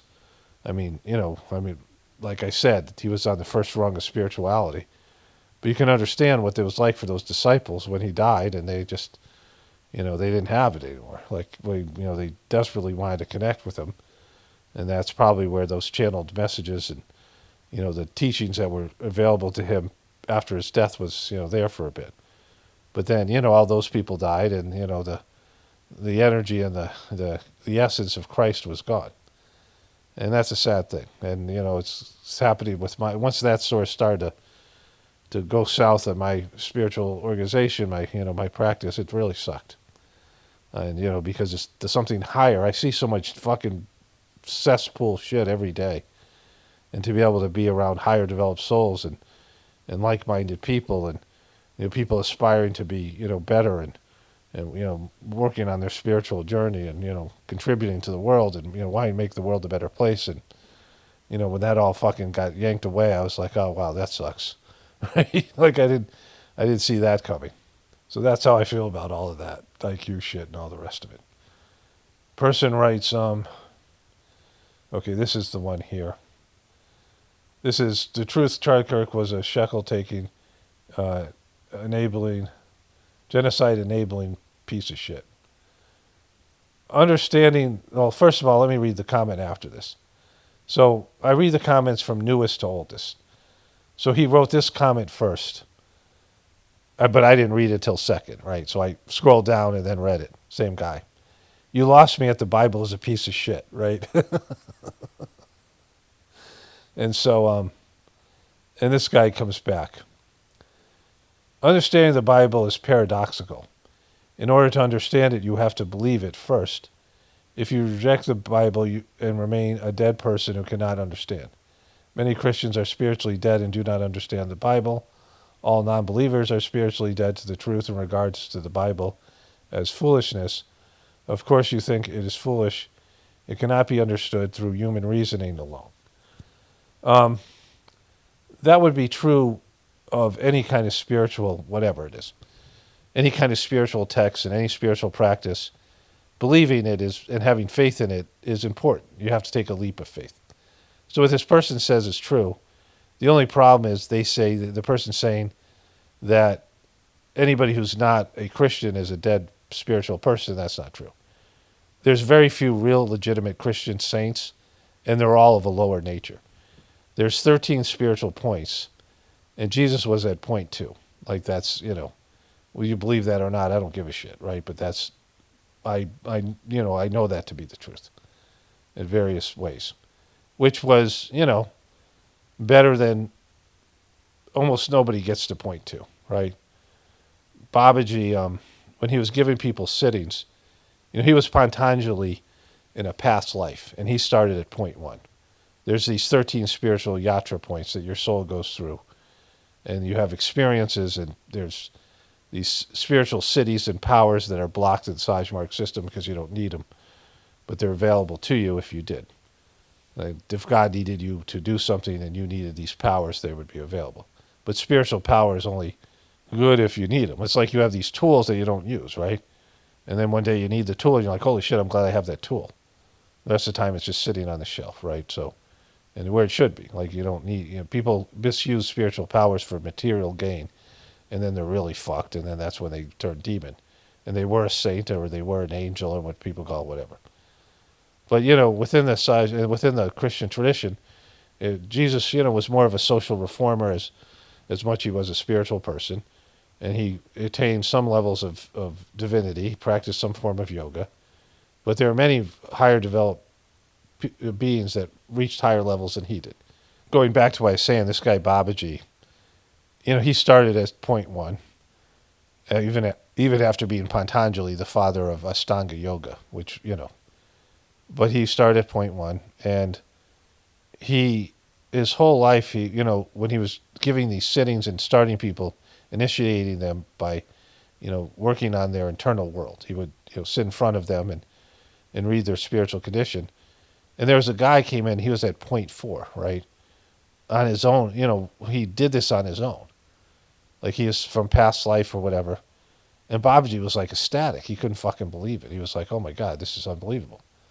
And the guy took one sitting and never came back. And Babaji said, like, with one more sitting, he could have been put into the mind region. There's 5 points in the heart region, and could have had liberation. And I mean, the guy was, he had all this spiritual potential and ability, but he walked away. He didn't fucking know it, right? And he didn't know what he was, what could have been. Like, it's completely fucked, right? It's something for everyone to think about. It's like a great story. But the way the system works is you get transmitted to, and the preceptor or the master of the system, whoever is giving you these sittings, these introductory sittings, reads your condition, right? And knows the work, the cleaning that has to be done, and comes up with some method to clean your spiritual points. And you take 3 sittings, one each day. Like I started on a Tuesday, and then came back on a Wednesday, and then Thursday I was given my third sitting, and the initiation part happens. It's the idea of that divine light being lit in your heart. Like there's divine light put in your heart, and there's this idea of a spiritual awakening. And it was quite wonderful for me. Like, I really experienced it. Most people don't. But, it's this wonderful thing. There are some people that they were so gross that they needed more sittings. Like Babaji, he had a stronger will force, so he was able to clean people. He was purer of heart, and, he was a person who lost his memory, like the guy in that movie I was just talking about the other day, Memento. He lost much of his long-term memory, and so he would just, every time somebody asked him a question, he would ask these divine beings, his spiritual master Lalaji, or these various souls. He'd intercommune, and he would get the answer right from the source, right, from higher developed souls. And he was intercommuning, and, basically all his decisions, because he couldn't remember shit. He had an operation, and they gave him some ether to knock him out. He woke up, he couldn't remember shit, right? But it was like a real blessing. And, people would come and ask him, there was some Danish people that came and asked him about Jesus. And he went and talked to Jesus, and they had this whole recording of him saying all these things that Jesus was telling him. Shit about Mary and Magdalene and him being together and things like this, right? So that's how he rolled. But, which is, again, he wasn't smart. He went to the Ethernet. Like, he could get the truth directly from God and the source. And he didn't have to, remember things because he couldn't. But then there were people that were so gross they had a rock-like encrusted spiritual blockage to their heart. And Babaji couldn't clean it. Like, he just couldn't remove it. The preceptors, people couldn't remove it. They were so gross. And he said, if he tried to break it up on a spiritual level, the person would die, like on a physical level. So, all he said, he'd tell the people just pray and do cleaning, and that's what they would do. And if they kept with it, they weren't going to feel anything because their hearts were hard as a fucking rock. But if they committed to it and they worked on it, they would soften up their heart and loosen it up so their future life they could experience spirituality. And but it was a hard commitment for people who aren't going to feel anything, and we're just going to be doing it on blind faith. It's quite an ask. But going back to the Bible, the Old Testament does suck. And it's not because, I'm a non-believer. I read the Bible as a kid, and I had good experiences as a Catholic. My mom had priests and nuns over our house, and I didn't have any bad experience with priests. My priests weren't pedos. My sister married an ex-priest. I went to these prayer meetings with my mom, all the way up, when I was in 7th and 8th grade and things. And so, I got good things out of Christianity, but I know more now because I've done something that's beyond it, right? Like, it's just a religion. And there's something beyond that, which is what Jesus said, the divinity, that the kingdom of heaven is within. The divinity is inside of you, and when you start to find the divinity and get in touch with the divinity inside of you and have a relationship with God, you transcend your religion, what Jesus did. He was a Jew who became a spiritual person and started a movement. And you don't necessarily have to start a movement, but you can transcend your religion. And so this person's limited because they've bought into the indoctrination. Now, you might get something out of the Bible and it's great, but there's more than that, right? And so, and you're lucky enough to hear it, but you won't hear it. Paul, I can't believe you haven't talked about the Somalian daycare fraud that's going on in Minnesota. It's pretty interesting and corrupt. Tim Walsh is on the full display. Well, I can't believe you left this comment, right? Like in the way you worded it. Like, I'm missing out on something. I know about it, but the thing that Trump is doing is so much worse. If Tim Walsh was vice president, it'd be different. But, the corruption and shit he's doing in Minnesota is nowhere near as bad as the grifting that Trump's doing. Like, all the corruption that they're doing in Minnesota isn't going to add up to one Trump plane or the $2 billion his family got from Saudi Arabia. Like, Trump is the key grifter. So why would I don't even want to talk about Trump. I'm bored with him and the fucking bullshit he's doing. I don't have to go. Tim Walsh is a dead man walking. For whatever reason, that weird shit that goes on in Minnesota. This person writes, I don't think people realize this is a spiritual war. These fanatics on the left see themselves as holy and right and fighting for justice and everything. They see the other side as inhumane monsters. They're religious fanatic foot soldiers, and nobody ever asks who the hell is organizing this stuff and why. Also, did anyone notice that all of the politicians only say we're going to listen? They don't have any answers. Actually, Trump is doing what the Warhawk Empire loving left loves. Loving left loves? I don't know. Empire loving left loves. Oh, I guess. Warhawk Empire loving left loves? I don't know. He's expanding the military, attacking the enemies. So what is this sideshow? It's not a spiritual war. Like, there's no, spiritual war takes place on the thought level. And so higher developed souls that come down here could just have a thought. And, if you reach any level of spirituality, you can have a thought and you could just erase whole civilization, like with a mere thought. You could start World War III with a mere thought. But you have to be ordered by God. And there has to be, like any kind of destruction that happens, any of the stuff that's going to happen is going to be orchestrated by divine beings, usually incarnated here. Most of the time have to be incarnated here because you have to work on this level. And you just have to have a thought. Like all the things that have happened in the past, there's some dude sitting in a cave and God says, make this happen. And the guy might not even know what the fuck God's asking. It might be like across the globe.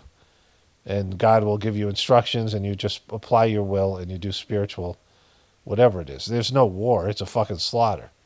A higher developed soul can, Krishna had this thing when he came down, like this disc, this divine fucking disc that he could do a catastrophic damage. He could unleash it. But he didn't use it in the Mahabharata. He said he wasn't going to use any of his powers in the Mahabharata because people had to work that shit out, right? So there's no spiritual warfare. There's no good versus evil. This is everyone thinks, why does everyone think they're on the good side? How many people actually think they're a villain?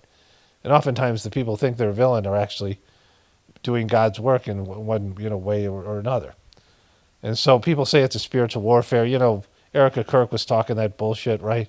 But that's just religious shit. Like, when you're a spiritual person, you care less and less about this material world. And like I was saying earlier, people have to show something.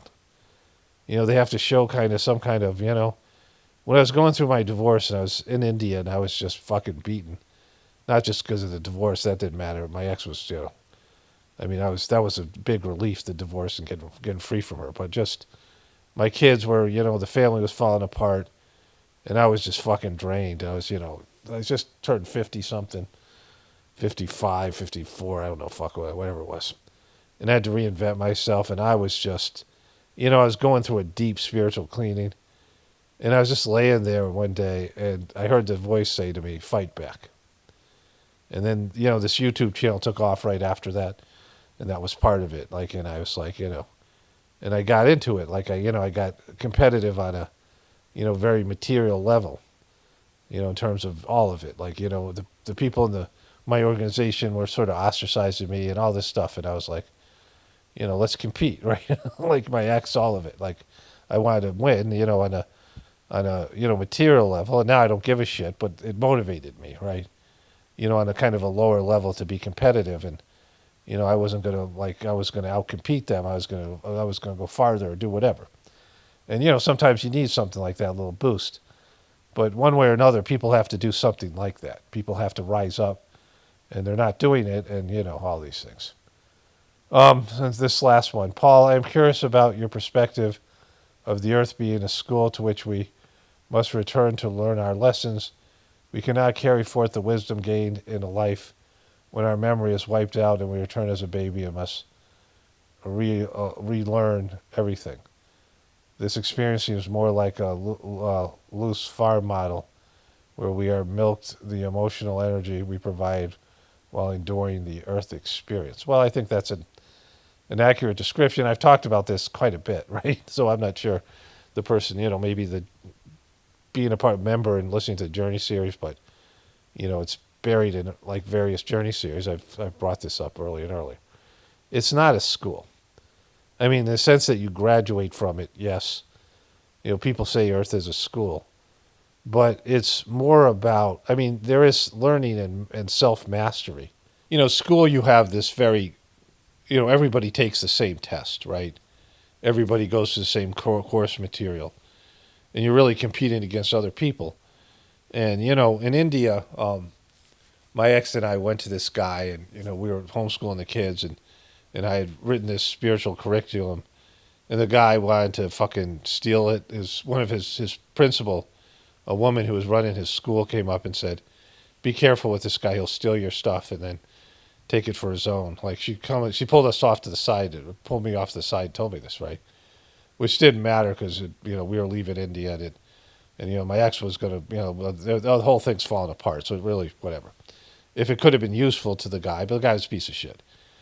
But the same principal said this to me, that the school system in India, everything is so test-oriented. Kids will commit suicide if they fail a test because they're so competitive academically.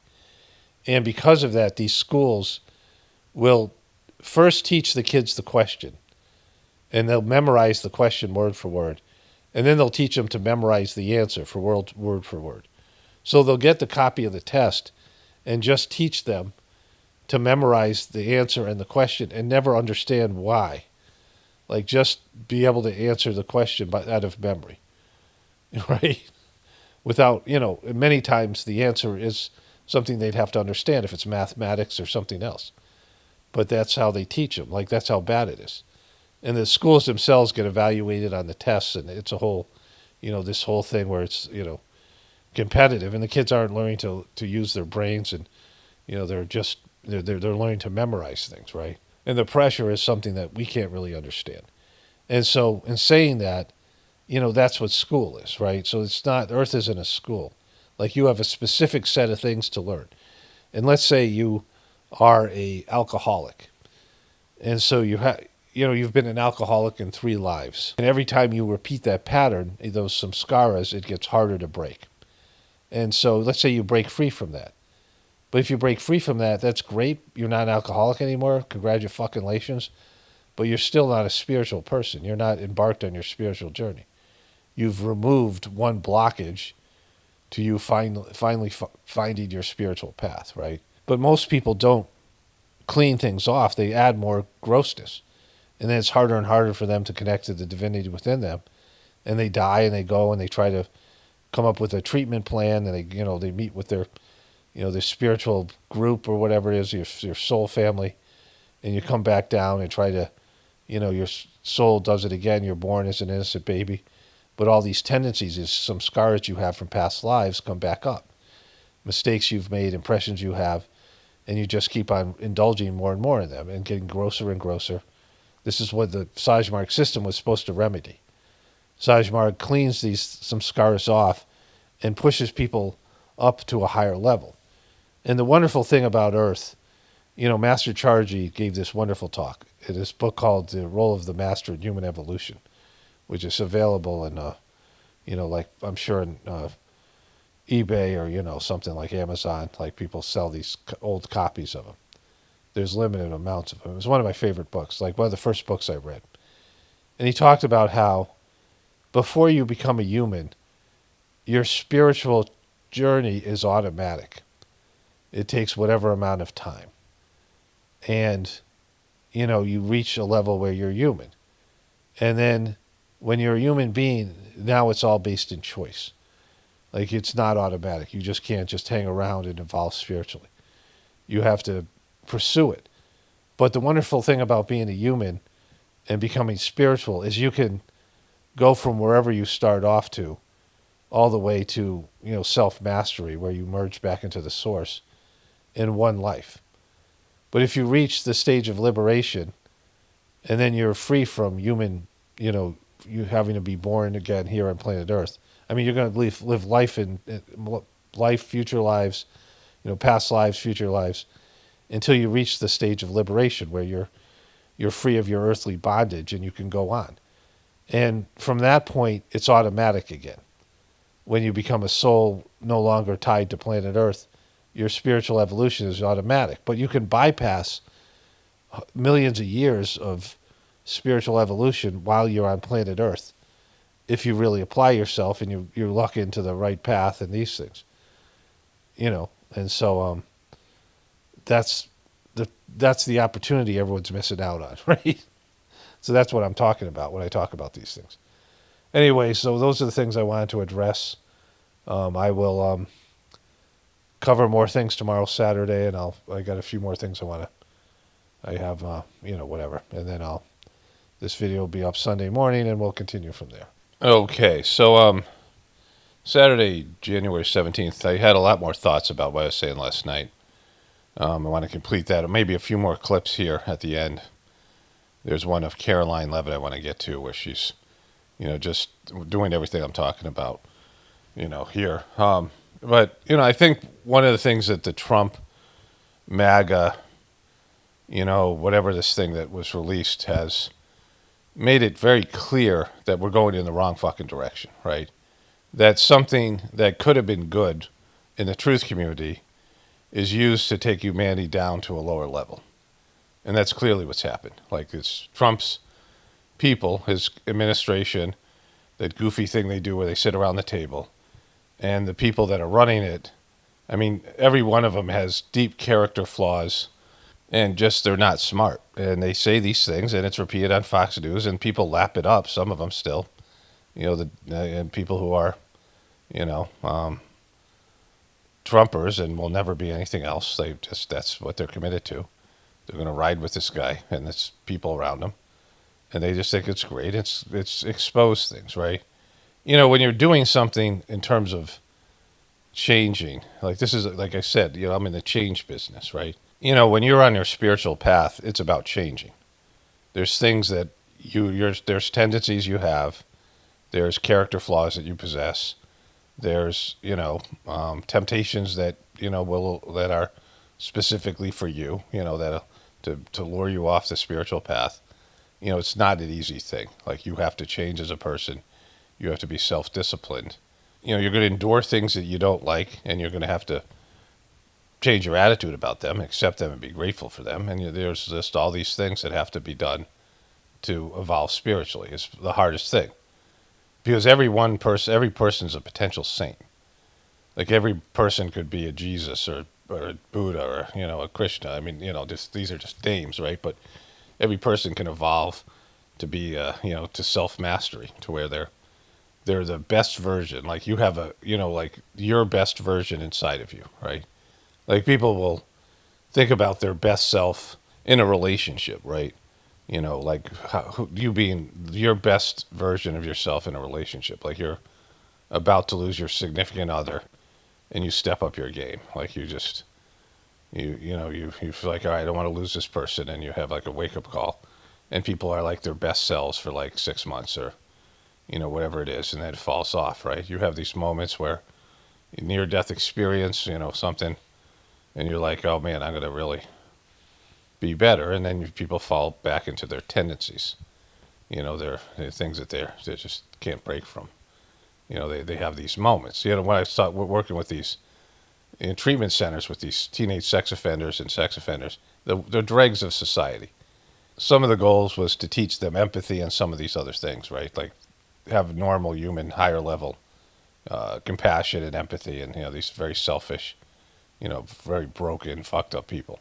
And there's a few sociopaths in there that this didn't apply to, but everybody else had these moments where they were, they would demonstrate higher qualities. And you'll see this with saintly people, spiritual people. They'll have their lower moments. They're even, somebody who's evolved, they'll have their human moments that are, not a reflection of who they are, right? But each person has inside of them a perfect version, like perfect. There's no perfection, but the best version of themselves inside of them. And people are so far away from reaching that potential, like in terms of all of that, what that is, what human beings can achieve. So, I've been thinking about this and watching this and observing people, and, there's been a fall off in human consciousness. Like people have been dumbed down and gone to a lower level just in the past 10 years. I've seen a degradation, and we see it with the kids today. And there's a weakness in them and going in the wrong fucking direction. Like I said, we're all these indigo kids, right? With these higher developed souls, and maybe they're there in latent form. But, there's layers to any human civilization. There are people who have a higher potential in terms of their consciousness. These people have lived, their souls have been in past lives where they've done spiritual work. They've meditated, they've been self-reflective, right? And then there's some kind of, they've been a part of something, right? They may be a great soul saint in the past, a famous person, even like whatever, something like this. But there's a number of people who, souls that have reached a higher level of consciousness in some previous existence, or they're coming from, when they incarnate at first here, they're already at a higher state. They're closer to the divine. Their soul is farther along the spiritual journey. And so there's people like that. Then there's people like that who have fallen, who have gone demon. Like they started off spiritual, but then they got corrupted by, and they're locked in here. And they still have potential, but they have a lot of shit to break free from. They've done a lot of bad shit, and they've gone against God, and they have to, they have to have a redemption type movement. And, where are they? Are they going to go full demon? Are they going to have some, come to Jesus kind of moment? What's going to happen with those people, right? And then you have the various levels of sheeple, first time people. They're not capable of abstract thought, really remedial intelligence, just have layers like these different types of people. And, there is more potential now to evolve spiritually at this particular time because we're on the cusp of, maybe being extincted, right? Like it's, things are going really bad here. And there's an intervention, and the Sage-Marg meditation is a pathway to reverse that intervention, reverse those tendencies in people. And so it becomes like this, what are people capable of? And I've been doing this now since, it's 1993, the meditation, and, whatever it is, 33 years, 32 years. This summer, I guess it would be 32. And so, and then, working as a preceptor for a bit and then being a counselor, just like wanting to participate in the solution. And I've observed, because I'm an observant person, and, ultimately you're observing yourself, right? You have to evaluate yourself in terms of like what you need to do better and things like that, which I'll get into in a moment. But, it's definitely going and trending in the wrong direction. It's frustrating in this way, in terms of people really embracing the lower. Like they just really are attached to the lower and are unwilling to give it up and are pushing away the higher. So that's, I've seen this over and over again. And so with that, like every person needs to evaluate themselves and their work. Like not in a way where you're, it's just like too much in therapy.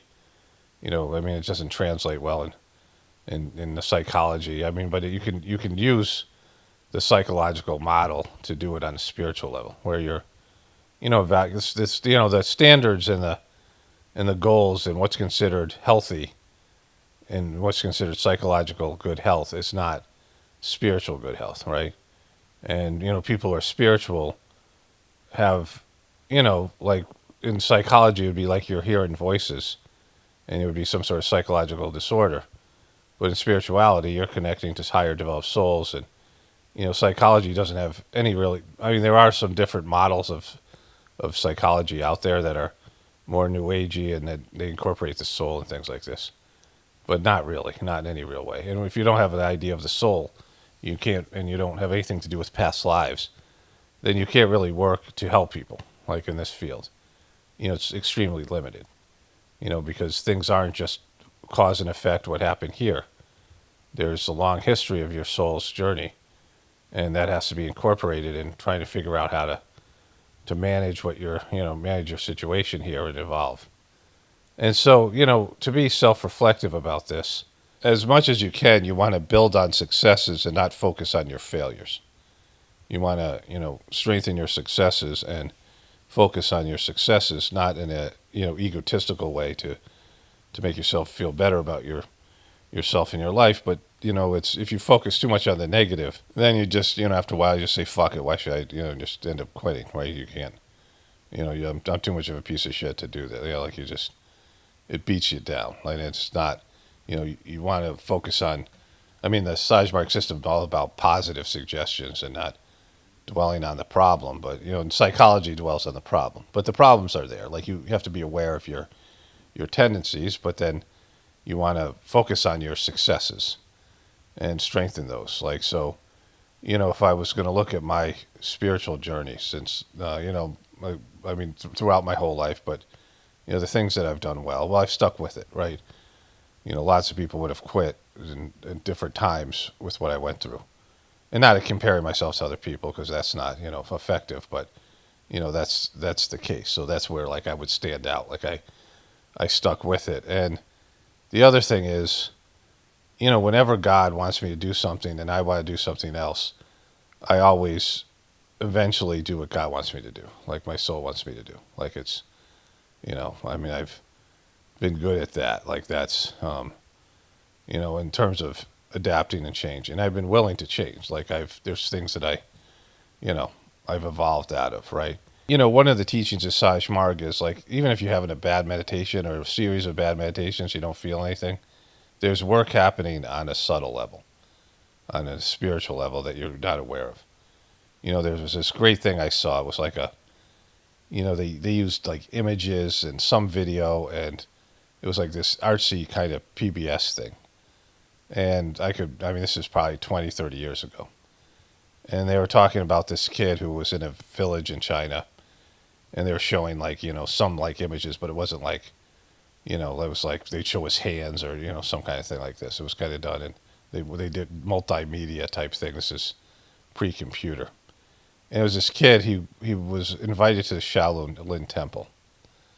And the whole village was like excited, like this kid was gonna, his poor village was elevating to be one of these kung fu monks, right? The Shaolin, monks who are, learning kung fu, and he goes up there, and they're like having him stick his hands in sand, like and do a lot of like just grunt level washing dishes and things, and it's really hard physical work. And he really like hates it. He thinks the whole thing's a joke, and that he's so he escapes. He just runs away and comes back to the village. Everyone's like, "Oh my God, what are you learning?" And they're all like telling him how great he is, and all these things.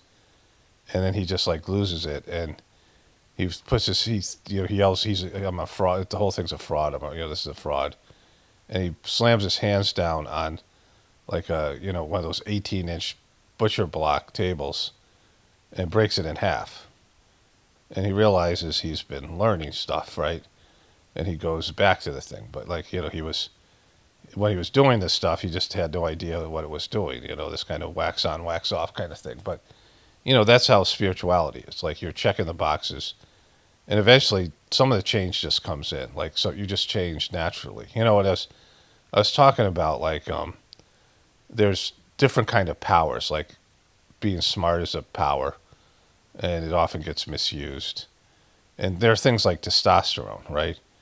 Testosterone is a force. It's the energy. Estrogen in women but women also have testosterone. And when you're young and you have a lot of it, it, like, if it'll make you, when you get angry, it'll make you angrier, right? It'll, adrenaline, right? These things.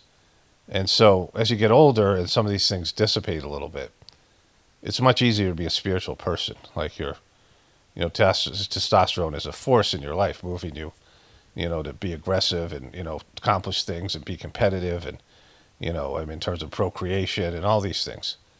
But when you have a little bit less of it, you can, even though it's like it's a creative force, like I was talking about powers and things like that, when you get older, it's easier to be spiritual and your physical body is not, you can't indulge as much, right? You don't like, you have to, you have to consider things before doing them. You have to be more careful.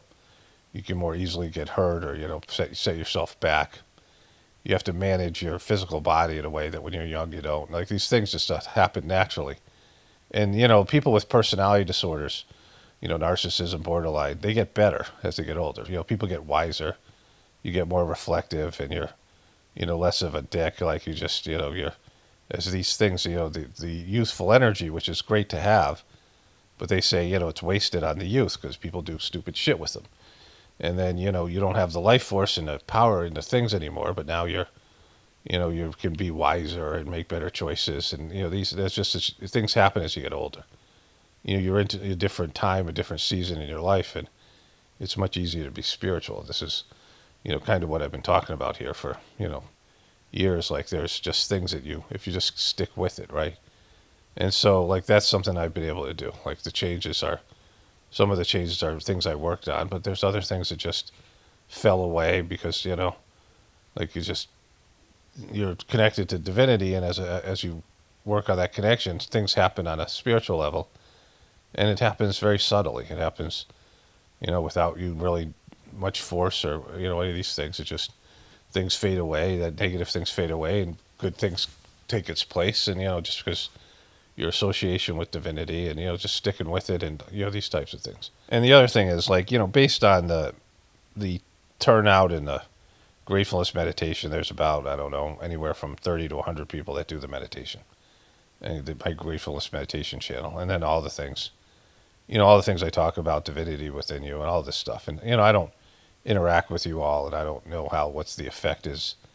But, it would be really, when I think about it, the results are kind of depressing. And just when I see where people are at, one of the good things about the internet is, people are just telling you who the fuck they are. Like this woman who said she never considered the Trump assassination fake because, she wouldn't trust a sniper just to graze her ear like what happened with, like just stupid shit like that. You see it, 60,000 views, and, see, like, Don Lemon has a big audience, and, he's like fucking celebrated in some corners against some NAACP.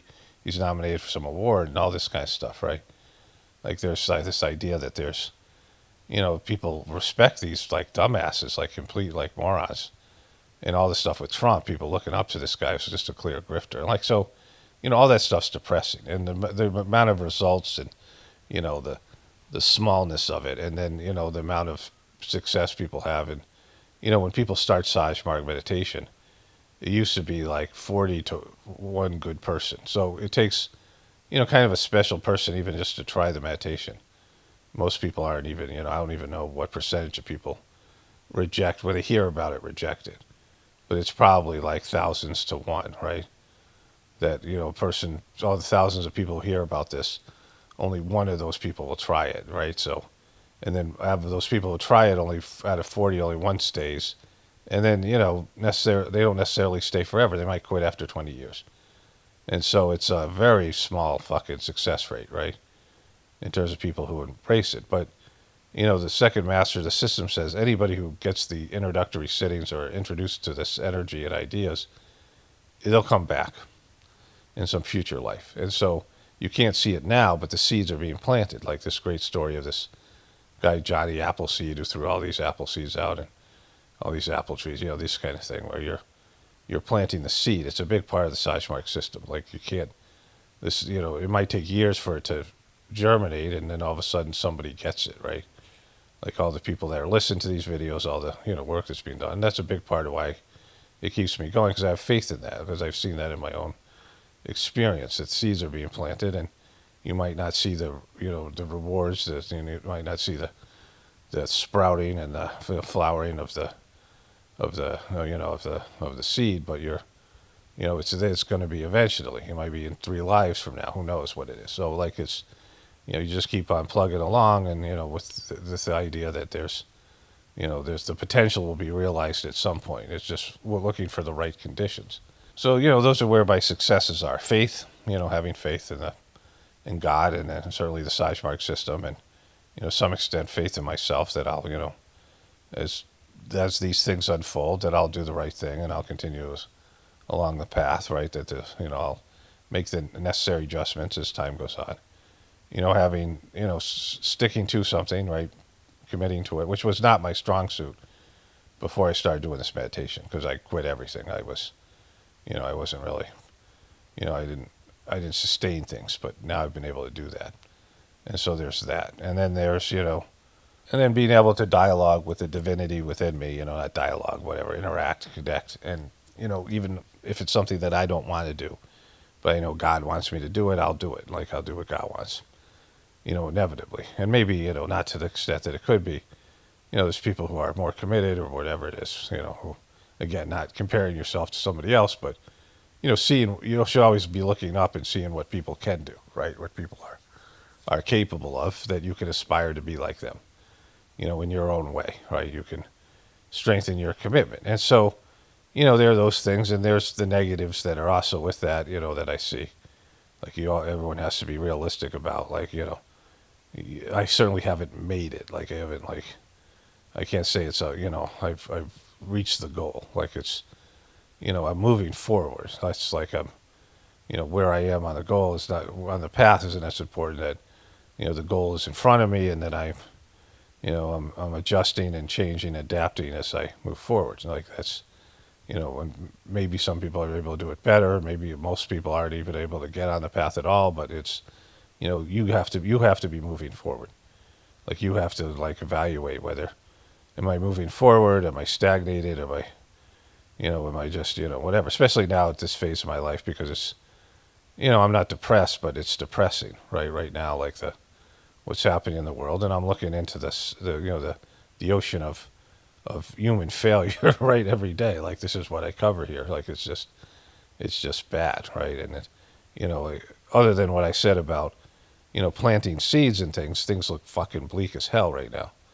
There doesn't seem to be any reason to save humanity at all.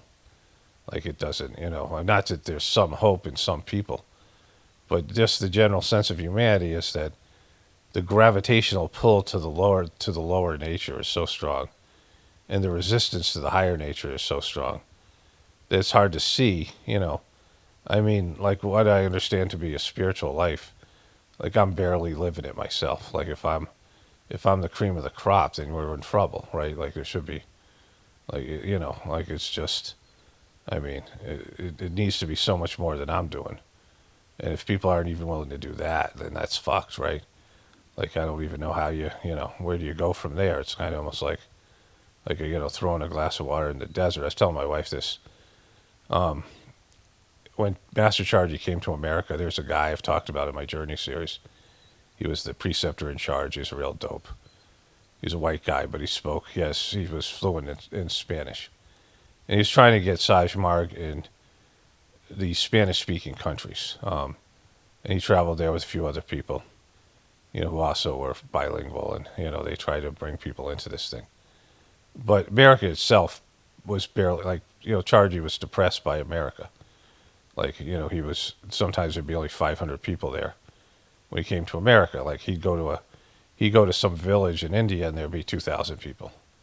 And again, not all of them were getting what was, being thrown down, because they're, it's a part of their culture. But, there's the majority of the people were Indian, and there was just people weren't gravitating to this globally. And certainly in America, like, he had put a lot of effort into this. And, I think there's maybe a couple thousand people here, out of, 300 and something million, 40 million. And so, like, America wasn't doing well, and they were trying to make inroads to South America, and, Mexico, and whatever. So there was 4 people that came from some country, like Honduras. I don't know where they're from. I at one time did, but it's gone. And they came here. Maybe it was like 10 people or so, and Chargy made 6 of them preceptors. And the Sajmark system was the vegetarian diet is suggested. Like, I'm no longer a vegetarian, and I know that the people were. There were time Babji ate eggs and chicken broth. I mean, there's like, it's not rigid. It's based in, it helps you be more subtle, like the vegetarian diet, but it's not a requirement. But it was everyone there was vegetarian, right? At that time I was, and everybody else. And these people were made preceptors, and they celebrated by going into town. This is in near Atlanta, and eating like pork ribs.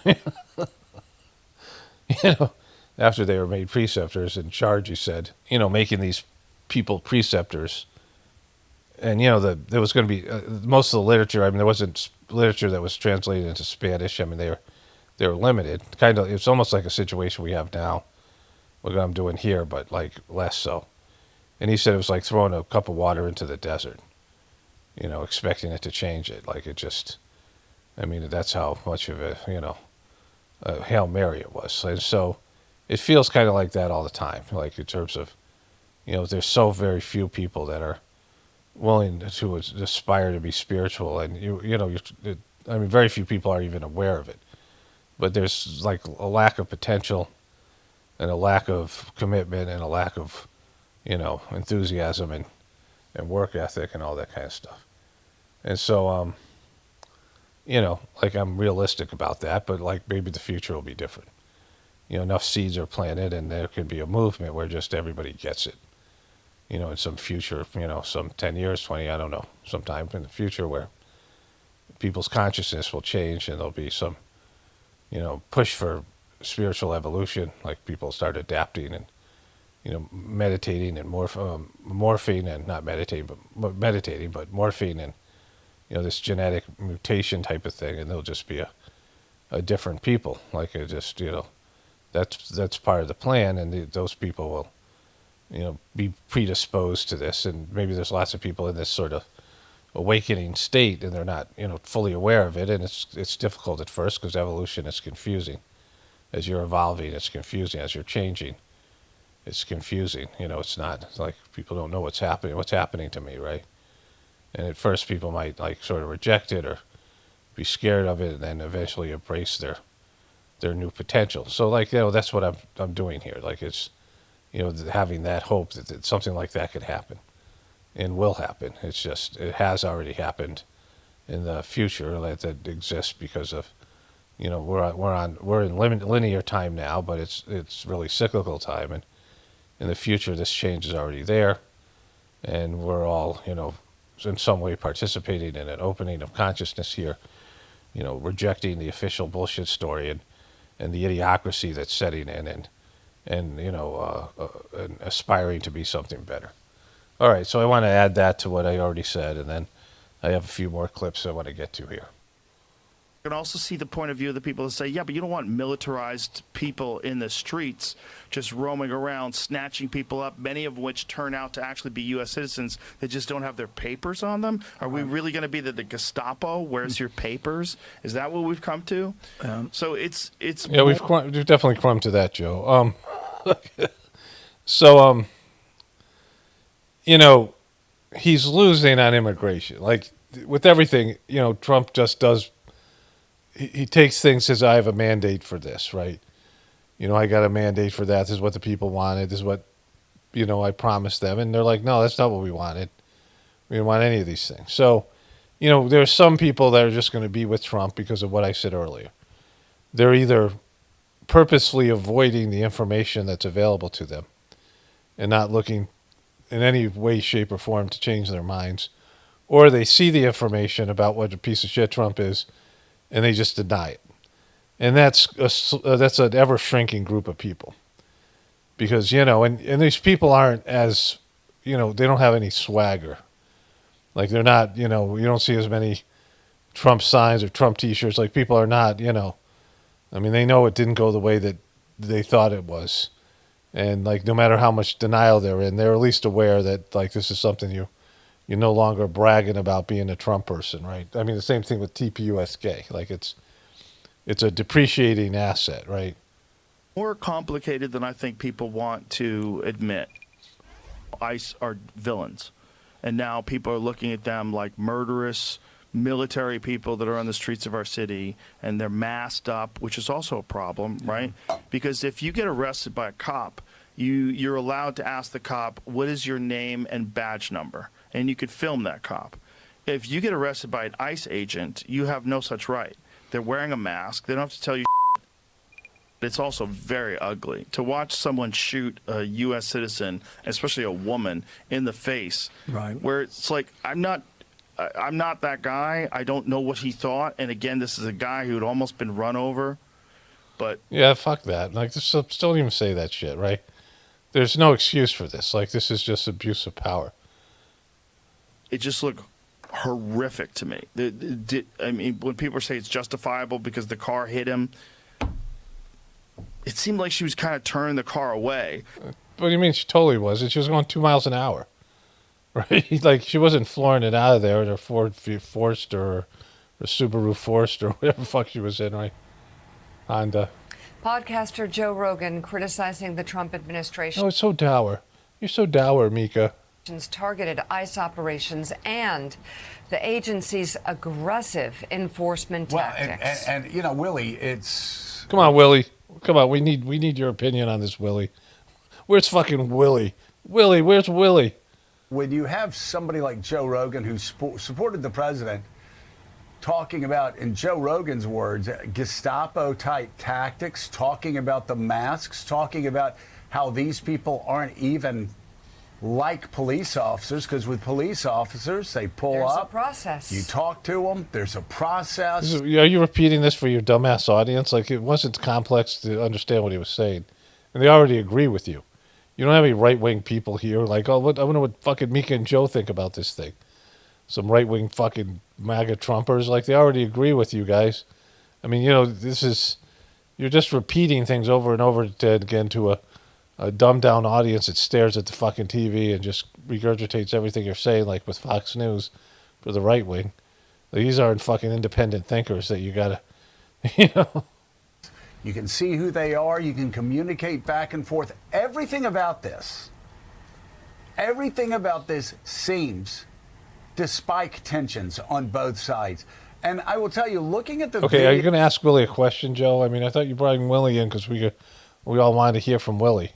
Yesterday following the killing of Renee Good, it was hard not to come to the conclusion that they may be trying to ramp up tensions. ICE may be intentionally... You think, Joe? Wow, you're really cracking the code. You think that they're doing that, Joe? You think the fact that they went to a school and started beating the shit out of kids like the same day, right? They shot a woman in the face. You think that might be some reason they're trying to provoke the left so they can institute martial law? You want to go, you want to state the obvious to what we all know here? Trying to ramp up tensions. They want this confrontation, despite the fact we've shown polls in the last hour. Yeah, they don't give a shit about polls. You haven't realized that? It showed that something like 46% of Americans now want ICE abolished. We've shown polls that since Kristi Noem took over ICE in February, the approval rating for the agency has gone down 30%, and barely a third of... Is there a question in here for Willie at some point? I thought we were going to hear from Willie. Americans think that ICE shooter that killed Renee Good... All right, so now you're just putting the pressure on. Like, Willie's going to have to come through with some amazing take he's not capable of. Because at this point, you know, by drawing it out like that, you're building up the tension and... firing point blank 2 shots from the side at her. They think that force was not justified, and yet they're ramping it up. Mika, that's a great moment for Mika. Watch Mika. Right? It was not justified, and yet they're ramping. Bring it, Mika. It up, Willie. It doesn't seem to make much sense at all. Here's YouGov, only 30% think that that shooting was Okay, just... let's go all the way here. Willie's going to say something here. It just seems... Willie's trying to get in here. Watch. Not even 1/3 of Americans agree with you. Willie, it just seems...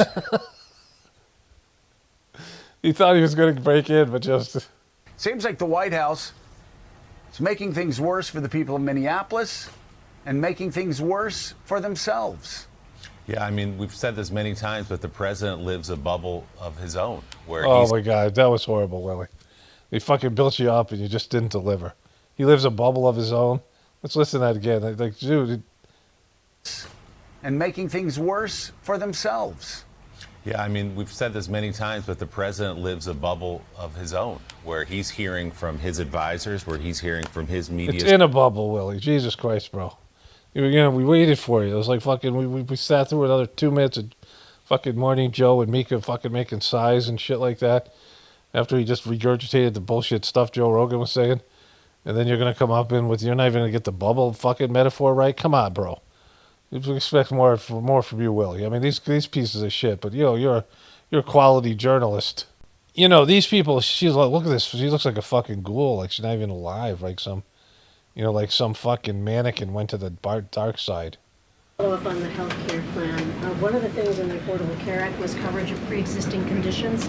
Is there any discussion or inclusion on that issue in the president's plan? The president's plan that he outlined today will have no impact on individuals in this country with pre-existing conditions. Obviously, that's a continued conversation. So, I mean, does anybody feel confident in Trump's ability to come up with a fucking healthcare system? Like, he's just a disaster. And who's he going to put in charge of that, right? Fucking Swoozy Kurtz.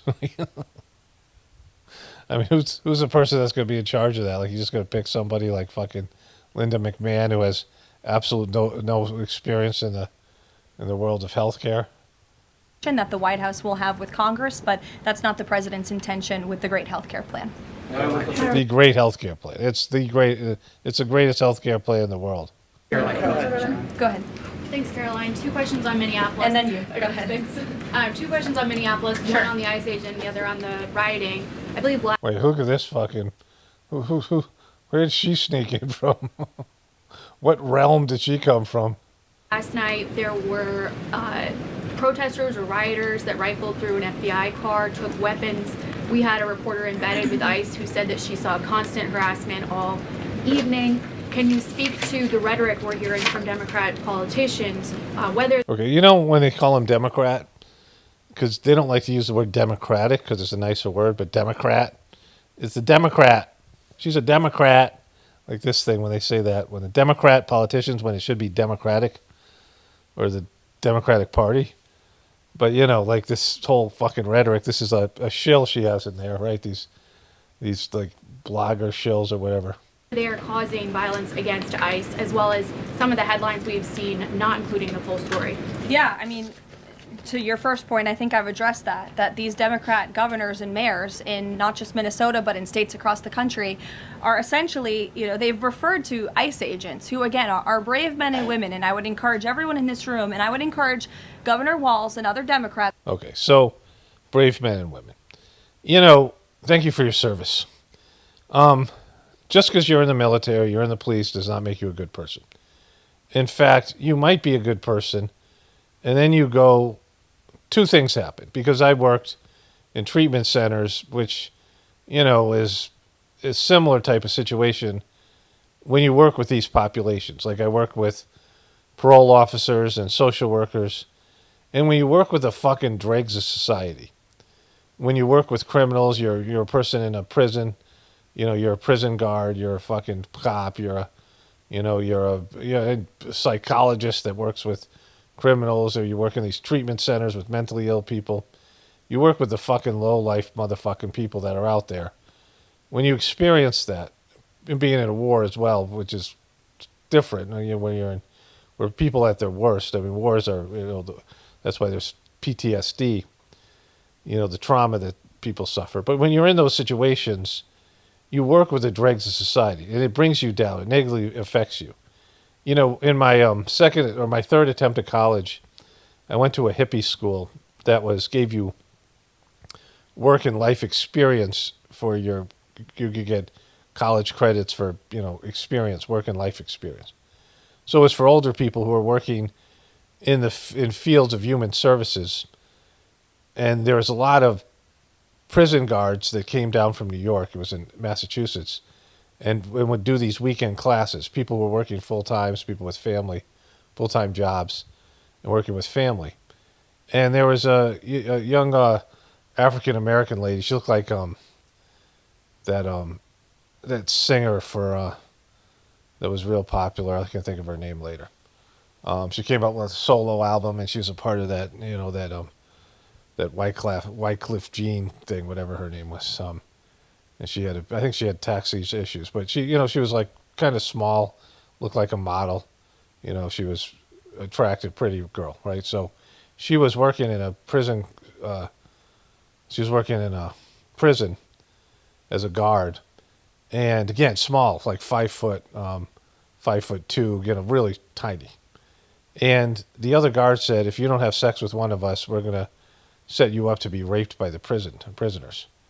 And she filed a complaint. It was like a whole fucking thing, and like they were harassing her, and because people who work in these situations, when you're around lowlifes, it rubs off on you, and just the culture that's there, and the fucking criminal culture, and the all of it. They're constantly working, the prison guards trying to get more, and just testing boundaries. And anybody who works in these kind of institutions or works with these types of criminal type people or mentally ill people, people who are on the bottom of the sort of low functioning, the undesirable negative people who are in a negative situation. Even if you're an innocent person in prison, you're affected by your environment, right? And so, when you're out there and you're armed and you're working with people like rioters and protesters there, and you're working with, the whole thing that you're there to do, you're in a tense environment, and you have power. You have, a power that a normal person with a gun, just having a firearm makes you, have a power, right? Like you have, you're carrying around a machine that can kill people. Like it's a death machine, right?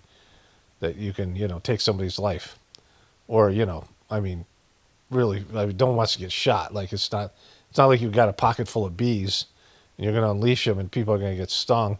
But even then, some people are allergic, so they might die. So like, you have like the power of life and death in your pocket, right?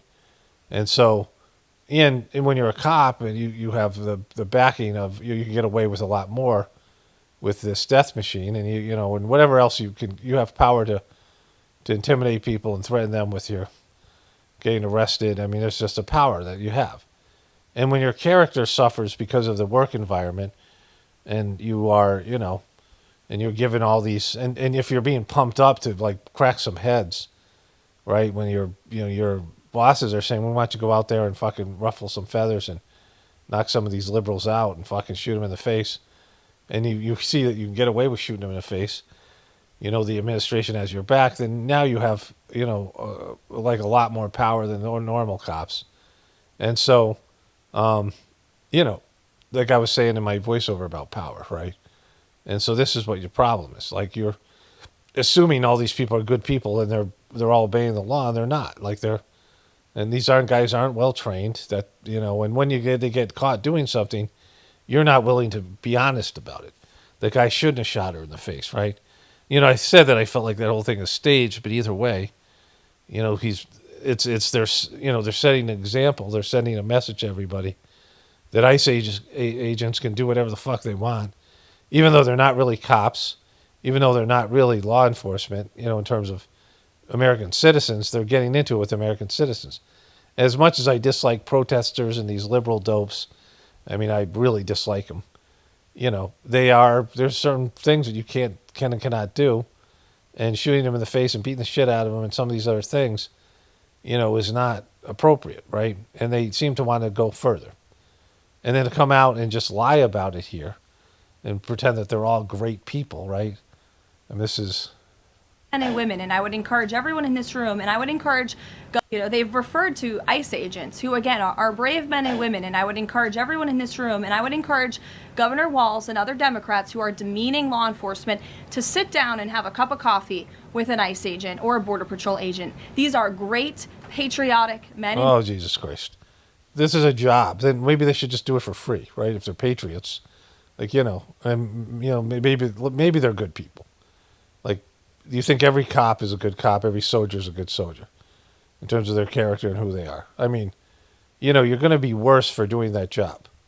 It's a job where you become a worse person. You become more cynical, and you have to fight to save your humanity, right? Like that's, and the power goes to your head, and this ain't helping, right? This ghoulish, I mean, she's just like, she's turned into like some kind of whatever they call the women that are bit by vampires, right? Like the vampire's bride.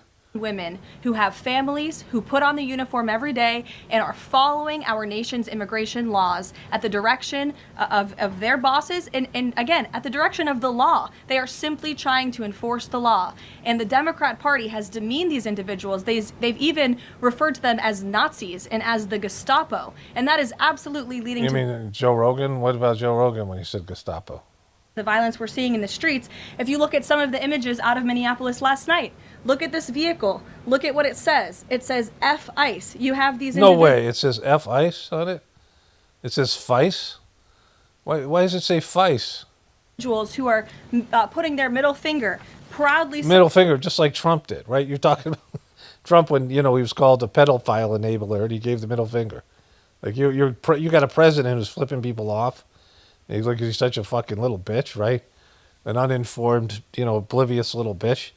And you're fucking, you're going to call these dopey protesters who have no power, right, out for that? No, at the camera. Another ICE a vehicle that was vandalized last night by these left-wing agitators. People don't do this without encouragement from people in power who make them... Oh, my God. Did you just say those words? Like, that's what the problem with the ICE agents are. These ICE agents, many of them were under Biden, and they weren't doing the kind of shit they're doing now. And maybe didn't want to do it. For the most part, people who get these jobs don't want to work harder. They'll step up when they have to, but they're not wanting this new policies. They're not loved about their jobs now, how much harder they are, and they're dealing with American citizens rather than being at the border. Whatever ICE agent's job was before, it's way worse now. Like, they didn't have to wear masks before, right? Like, they weren't on the streets cracking heads. And, some of them might enjoy it, but, most of them probably don't. Feel like it's okay. Here's another one. And I'm pretty sure this car, you can't see it, said the best agent is a dead agent. Or no way. Something to that effect. This is despicable rhetoric that we're seeing. Despicable rhetoric. And it's almost as bad as shooting. It's actually kind of worse than shooting some pregnant liberal lady in the face. The media is absolutely complicit in this violence because if you look at the headline from CNN, protests erupt after federal agent shoots man in Minneapolis. That is not the story. That is not the truth. If you actually want to know the truth, you can look at what the Department of Homeland Security released. Oh, yeah, because they're always so fucking truthful. They're so truthful, right? Security released, which is that this ICE agent was executing a targeted... Exactly, executing.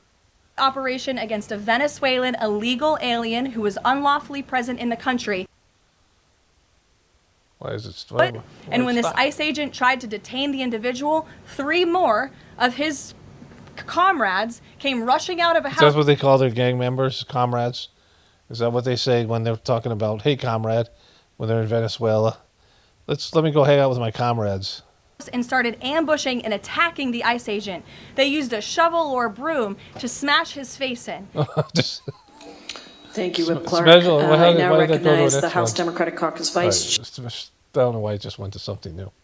Anyway, so that's what I'm talking about. Like, it's just so fucking stupid. It's retarded. I mean, they're just retarded. And so, it's getting worse. And the truth community, like I explained, is a big part of this, right? Because it could have helped elevate, but it's led to more idiocracy. Only spirituality will save this world. Its power model definitely pointing for the apocalypse. and the ascension. Everyone have a blessed day and be grateful.